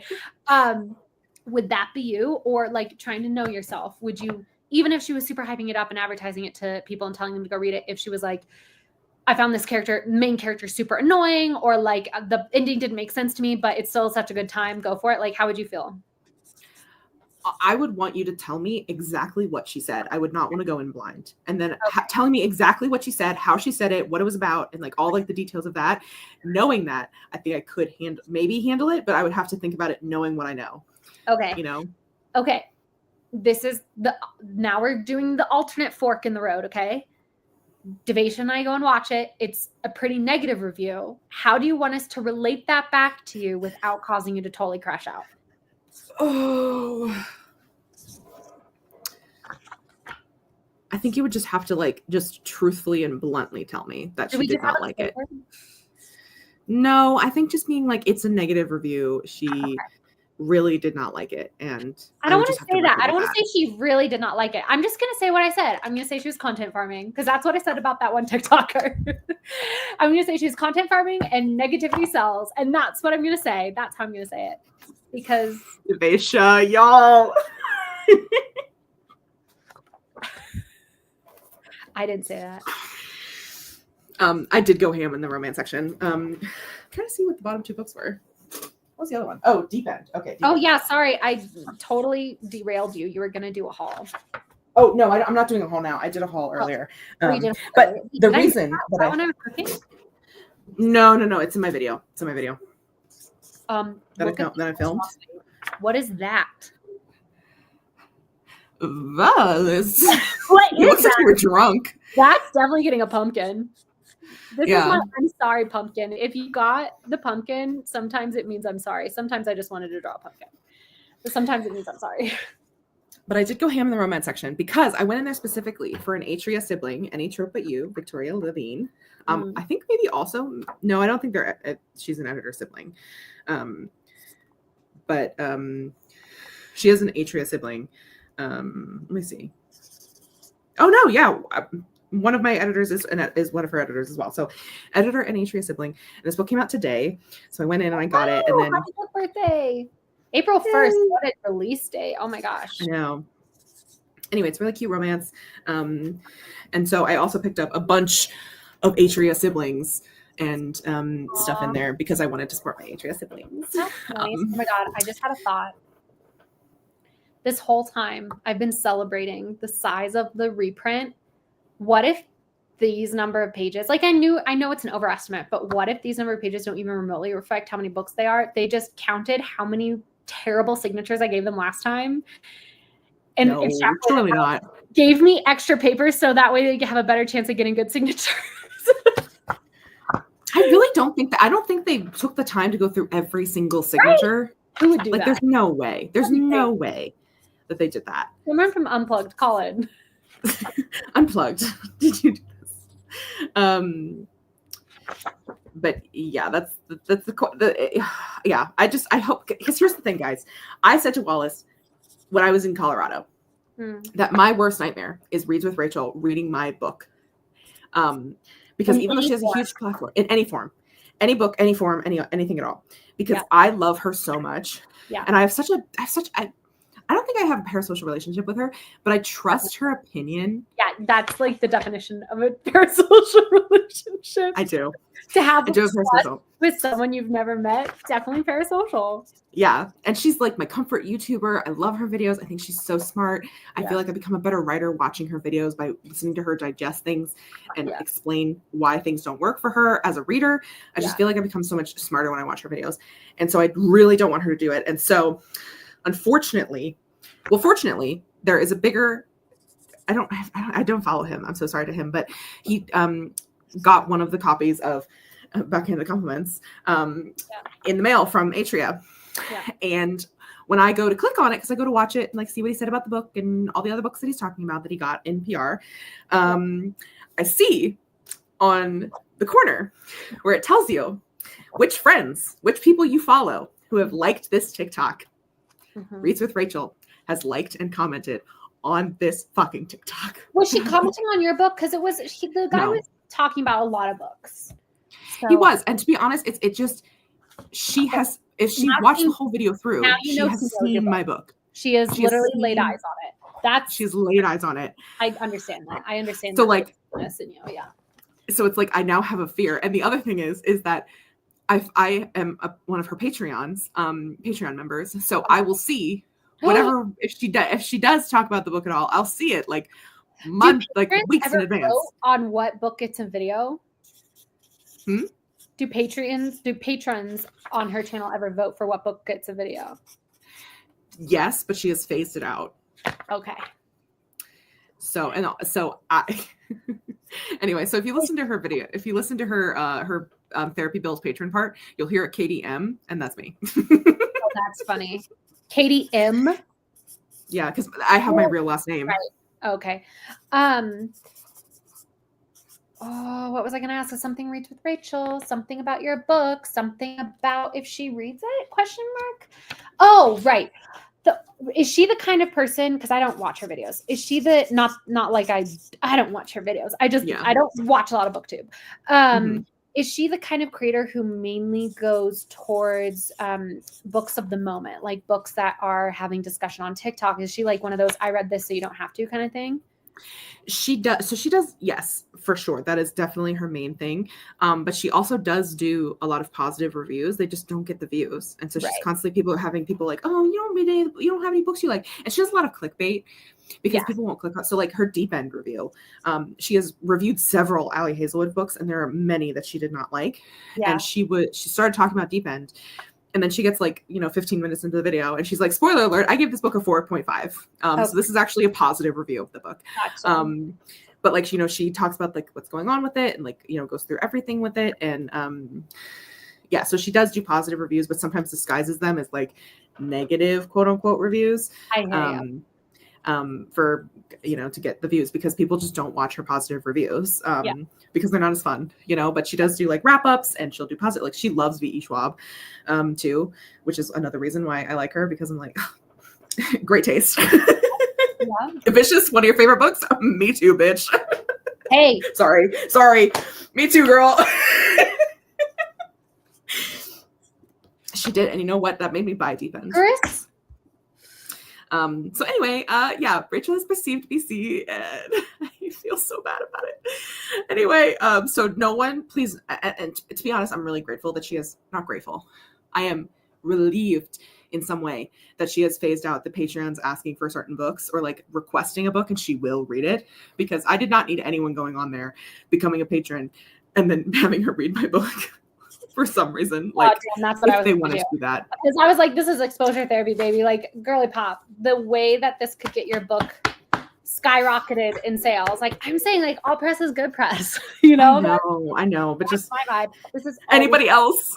Oh this my is God, all you're we have killing left. it. I think we can do it. Also, do my wrist is feeling so decent compared to last time, but I'll let you guys know how I feel in the morning. Do you want to do another one of these with me later this week? Sure, let's do it. Okay.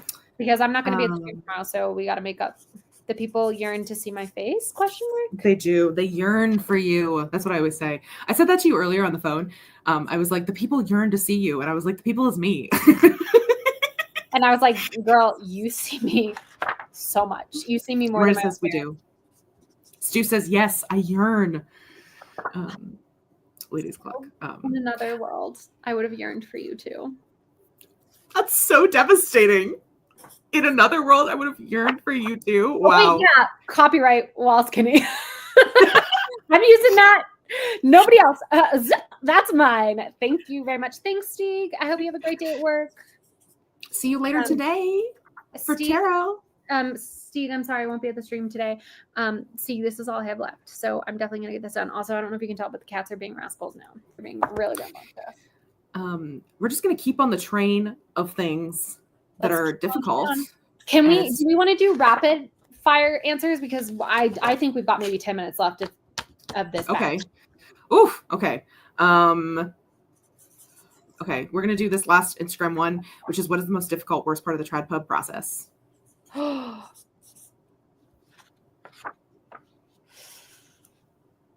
Landmines. Hold on.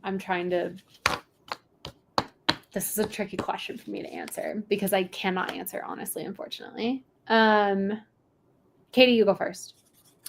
What's specific to trad pub? because the thing I was gonna say was the being perceived by people, but that's not trad pub. Yeah, that's just the name of the game. That's just being published. Yeah. Waiting for stuff. You still have to wait for so much stuff, even if when you're trad pub, you have to wait for things to be told to you. You have to wait for your deadlines, your manuscript, your edits, blah blah blah. You have to wait to tell people stuff, like so long. I had to wait and I didn't even have to wait as long as most people to tell you guys that I got the book deal. I had to wait a month to tell you that I am having a launch event when I wanted to tell you right when I found out, and I couldn't. So the waiting is bad. That's a good one. I might kind of echo that. Madison Barnes, are you still here, Colin? I think she might have gone to bed. I think you might be right. No, never mind. I'm not gonna say anything. It's gonna be a surprise. The most difficult part of the trad publishing process, I would, you know what? Funnily enough, I would say giving up control when it doesn't work out for you. You know, like normally I love giving up control because people come in and do everything for me. That's why I didn't want to self-pub, because there's so much about self-pub that's up to you, and I just would have become overwhelmed. But at a certain point, sometimes some things happen and you feel within your bones that like they should not have happened in that way. And you know what? I will also say like lack of transparency, because there were things that happened to me that I had no idea were so far out of the norm, because even with something like AuthorTube, there was a lot of not misinformation, but like conflicting information.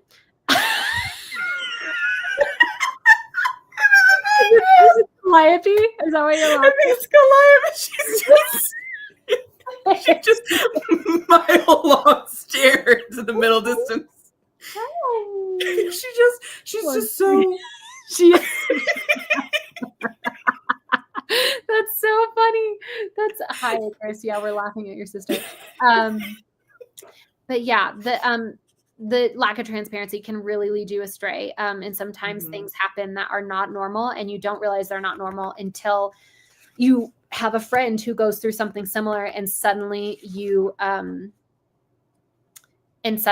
realize how not normal your experience has been. I don't know if I can, Miranda. I don't think so. So that's why it's really good to have community, who's also going through it at the same time. Like me and Wallace really have been able to compare our experiences and see stuff. Like it's crazy. Also, to answer your question, Tia, absolutely, you can tell your family. I told not more than my family. I told very close friends. I told obviously the troublemakers, and the troublemakers were there when I looked at my auction sheet and saw the numbers come in. Time. Oh my gosh, so special. 2024 was elite in terms of special times. It was so special. I told my family, my immediate family, my mom, my dad, my brother, my sister-in-law, obviously the 4 troublemakers, Miranda. So you can tell your family. You just can't tell the world. Like you can't like post about it. You can't put it on like a TikTok. Although like a YouTube video. We say that, and yet like they always say like you're not supposed to say anything until you signed a contract. But my freaking publishing house, I didn't sign my contract for my second book until in like I signed it in February, right? Didn't I sign it in February? Or and they announced it in November. They announced it in November, like to my surprise. I mean, I was told the day before. They were like, because my agent sent me a thing. She was like, hey, how does this look for the announcement post? And I was like, oh, the only thing is that eventually we'll have to change the title, because the title right now is About You. But that's just because that was the song I was listening to when I pitched them the story, when I was writing the pitch. And I was like, yeah, so like, in a couple months when they're ready to do that, I'll have brainstormed some titles and I can give them an updated title. And my agent was like, oh, well, I think Alcom wants to go live with this like tomorrow. Surprise Pikachu. Yeah, I was shook. Yeah, it could be yoink wait for the introduction. Yeah, it's easier to be when they announce it on Publishers Marketplace, basically that's when it feels official and you can tell everyone. You have some way to tell them that makes Yeah. So can I give Miranda her due? Sure. Her advice has revived one of the Sharpies. This Sharpie was dead, and now she's writing clear because she's been low, and I've been trying to rotate every so often. So this might carry us through. We're going to see. It might have just written one clear one. We're going to see how long it stays nice and clear. Yeah, duh. Oh my God. Okay, I would try to be nice. Can you be a gracious winner, Miranda? Try that again. One more time. Again, but better. Again, but better. Do it again, but better. Better. That is on repeat in my brain. I'm so glad you also, have that in your brain. Yeah, they'll refresh tomorrow later in the week. Okay. Our other question is, which character in book 2 is physically based on Ben Barnes? There you go, from Selah. None. Oh, no, none. I don't know if I've ever had a character based on Ben Barnes. I have a character who in his initial creation was based off of Astarion from Baldur's Gate 3, but has since been like very much divorced from that interpretation. But there are still bits of him that I draw from, but for the most part is nothing like him anymore. Yeah, he's really changed, but also, that's where the original inspo is. I don't think I've ever... Actually, I think, oh my gosh, there they are. They're so cute. They're really going at it. I'm just going to... The tail flicking. I know, they're mad at He's like so mad at her. He's going to hit her. They really smack her in the face. They're about to pounce on one another. They can't notice me looking at them, otherwise they'll stop. Everyone else just perceive it. Make Ben Barnes the villain. Eyeballs. Eyeballs. That could work. I feel like that could work. No grape. He'd love that.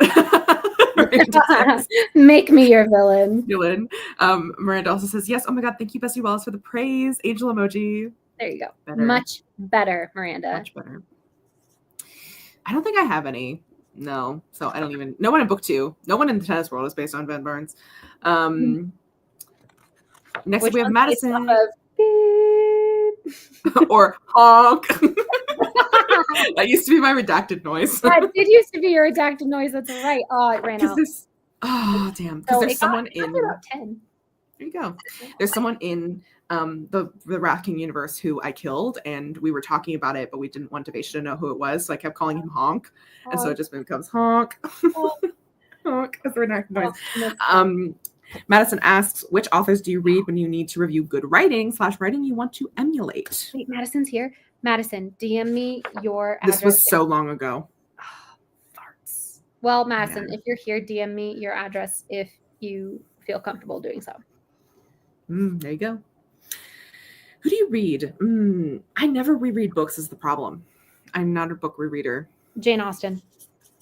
There you go. But then my problem is then the next page I write is like, heretofore she did go for a ramble across the countryside and did think rather that he was quite handsome. And then I'll reread it, like the draft, I'll be like, what is happening here? I was like, oh, I must have reread like Northanger Abbey or something. Oh, excuse me. Oh, well. Oh, well, we're almost done. We're almost there. This is quite late. But I always read Victoria Schwab, V.E. Schwab. I always read her books. I've not read one recently, but that's where I usually go to.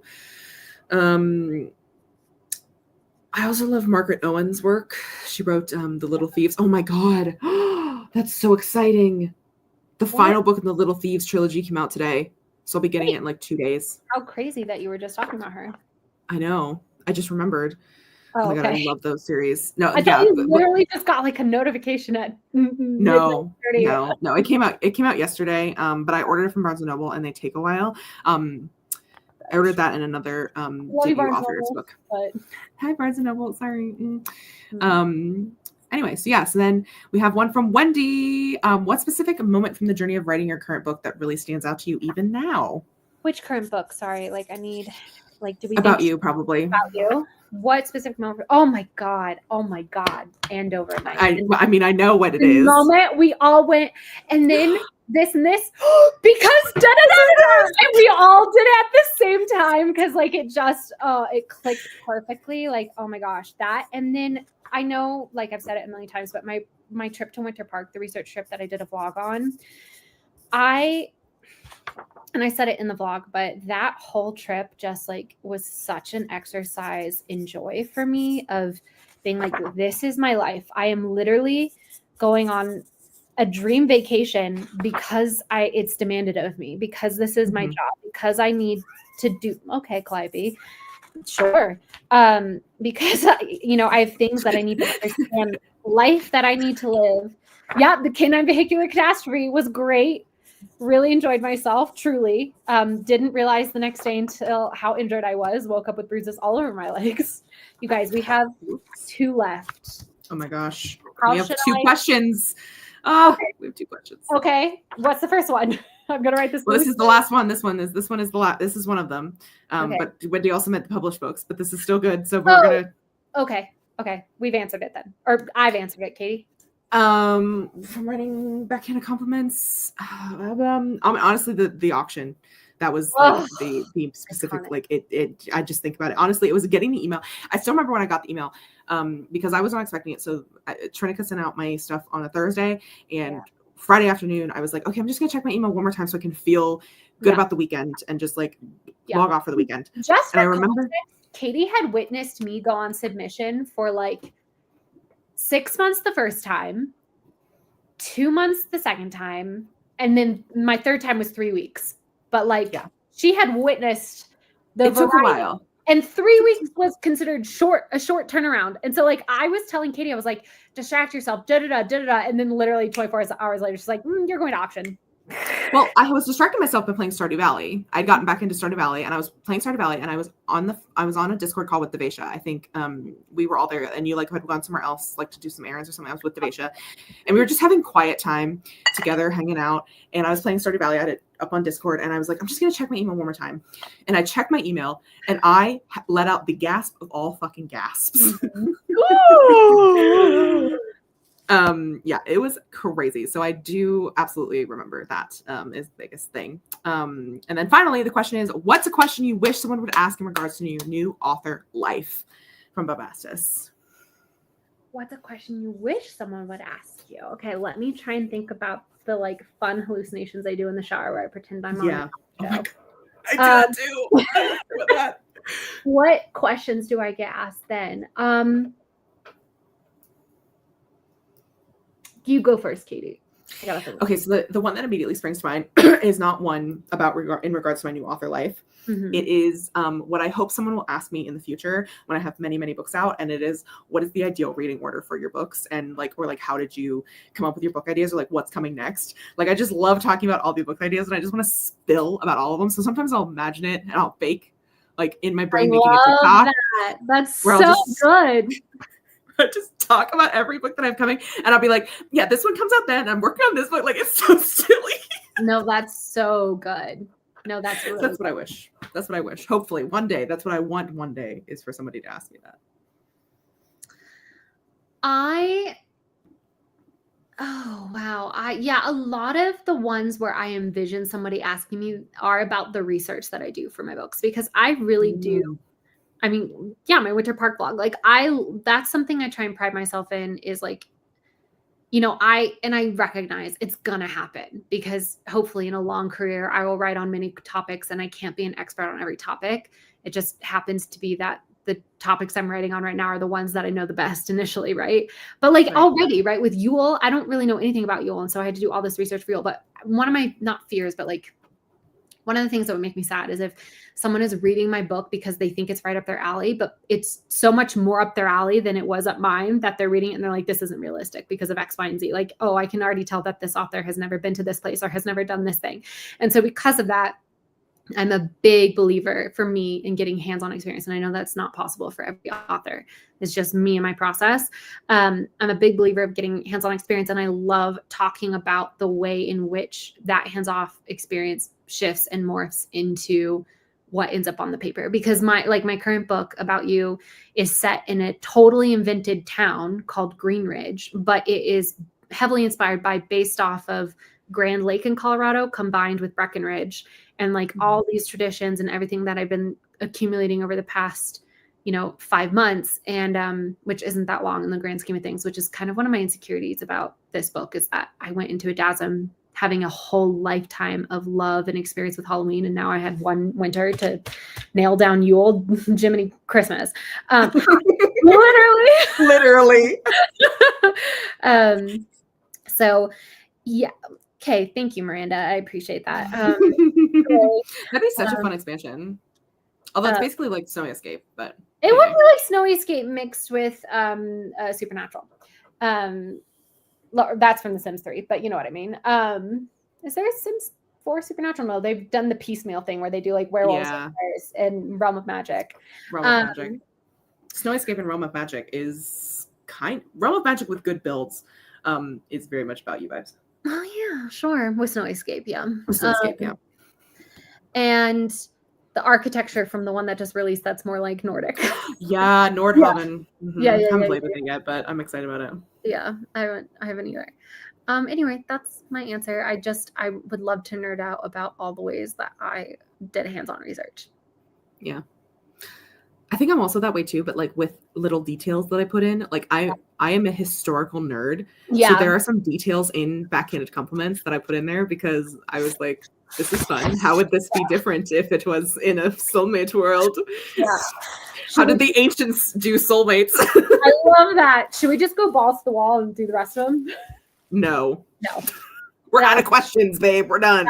It was a joke. Hey, we can stretch this one question for 5 more hours. You know what? We could also, I had one more actually that was. Let's hear it. Which is favorite read of 2025 so far. And the only reason which you would have a better answer than me, because I've read 3 books this year. Yeah. Besides my own, like 4 times. I've read like 18. I'm so far behind though. Okay. Well, I'm really enjoying Everything is Tuberculosis. Mm-hmm. I finished on the first of the year. I finished Emily Wilde, Map of the Otherlands, and I still have not read the copy of the like Far Realms or whatever, the one that's like really the third and final one. Mm-hmm. I'm mad about it because I literally have a copy. It's just in Dallas at a bookstore, and I need to pick it up. Wait, is my address on this? No. Okay. I was looking on that. I was looking at that, and I was like, yeah. I looked when you put it up. I was like, okay, you're good. The way this almost got yoinked. Oh my god. That would have been, well, actually I'm moving, so whatever. If people want to stalk me, you've got like 2 months to do it. Then I'm out of here. Then I'm outie. Bye. Bye. Marina, that was a joke for you. That's funny, Miranda. That made me laugh.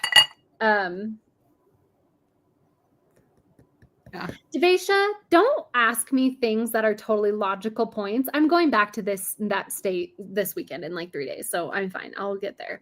But I know there's a book I absolutely loved. I know. Let me go find Octopus book? No, that one was like good, but not like blow my mind good. Oh, good, The Palace of Eros. Oh yes. Yeah. I have it right here. Hold on. The Palace. Oh, I meant to pick up that book too when I was in Barnes & Noble and I forgot. That's okay. I was about to say you can come borrow mine, but we're not neighbors. You really could just come and move out for 1 year, just for 1 year, you know? You could just hop on a plane. You could sign a lease. Denver, go. No, just for 1 year. That's the crazy thing is like, it's not a forever move. Your parents will still be there, theoretically, hopefully. The Palace of Eros by Caro de Robertis. Robertis? Yeah. This is a Cupid and Psyche retelling, but also an exploration of gender identity. And I think it is such a perfect setting for an exploration of gender identity. It's really, really good. And also, I'm just going to read you guys. Am I allowed to do this? Yeah. Just a little bit. Just a little bit, yeah. You can, I think, yeah. It's not like you're reading the whole thing. That would take too long. Okay. Here we go. This is going to take a bit, but I literally let us soak it in. I literally underlined the last line of this entire paragraph and just went, wow. Okay. It's a long paragraph though, so strap in. When the men came, my world shattered. Relatable. Okay. Okay. When the men came, my world shattered. But before that, I was unafraid. I knew joy. I will tell that too, for I want you to have the whole story, a story as whole as I can weave in language not made to hold these truths, not made for me or you.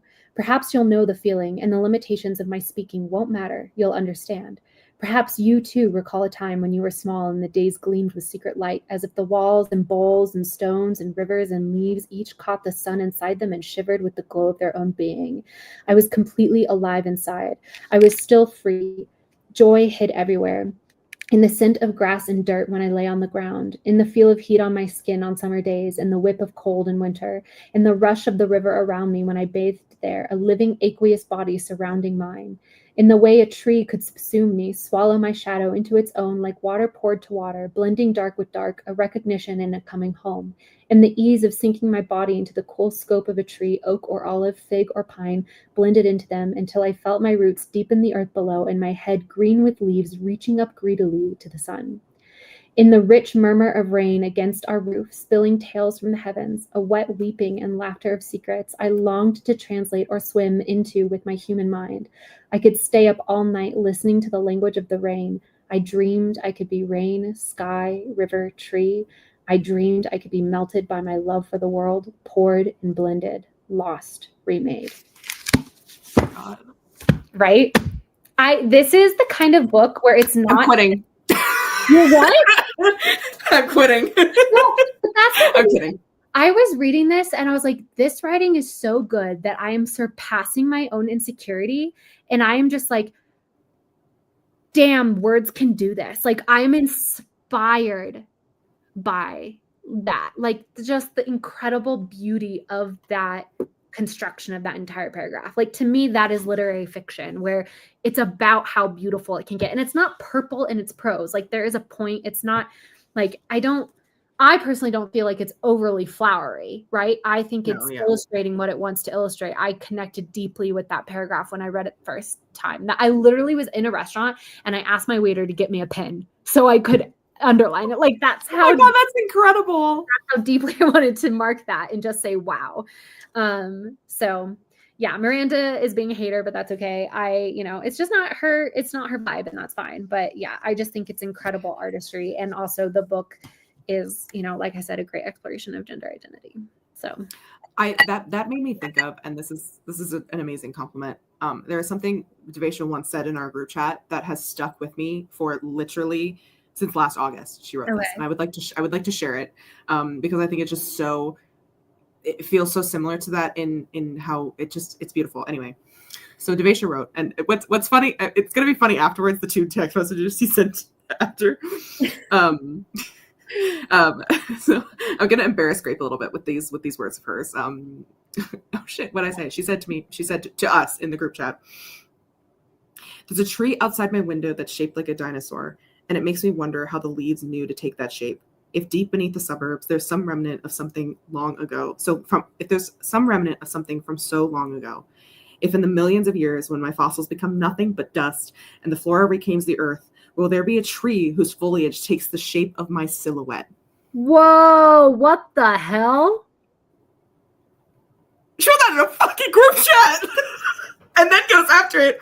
Anyway, I hate being on medication because I want to have a little drinky drink, but I can't have one. I want a margarita. Modern day philosopher for real. That's incredible. That is slam poetry. That is amazing. And I just typed back and said, okay, but this is beautiful. Like, hello? No margarita, but you're philosophizing like you're Aristotle. Oh my God. But literally, the way I think about when my fossil becomes nothing but dust and the flora reclaims the earth, will there be a tree whose foliage takes the shape of my silhouette? Like, are you fucking me? Are you fucking me right now? You just came up with that because you wanted a margarita? Sorry, so I think about that at least 4 times a day. Incredible. I don't think I could think about it. That profound. That's beautiful.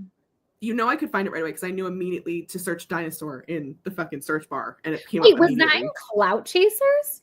Yeah, that's in Clout Chasers. How did I freaking miss that? When was that? You didn't, I don't think. Let me see. That was August 9th, 2024. And you said, you just liked my 2 things saying, this is beautiful, no more gonna, but you're philosophizing like Aristotle. And Grape goes, LOL, she's feeling poetic tonight, I guess. Oh my God, I can't believe I didn't comment further on that. That's crazy. That's like hater behavior. Devesha, that's beautiful. You should be so Steek responded, Oh God. Secret spotted. Trees wish they could be snatched like you.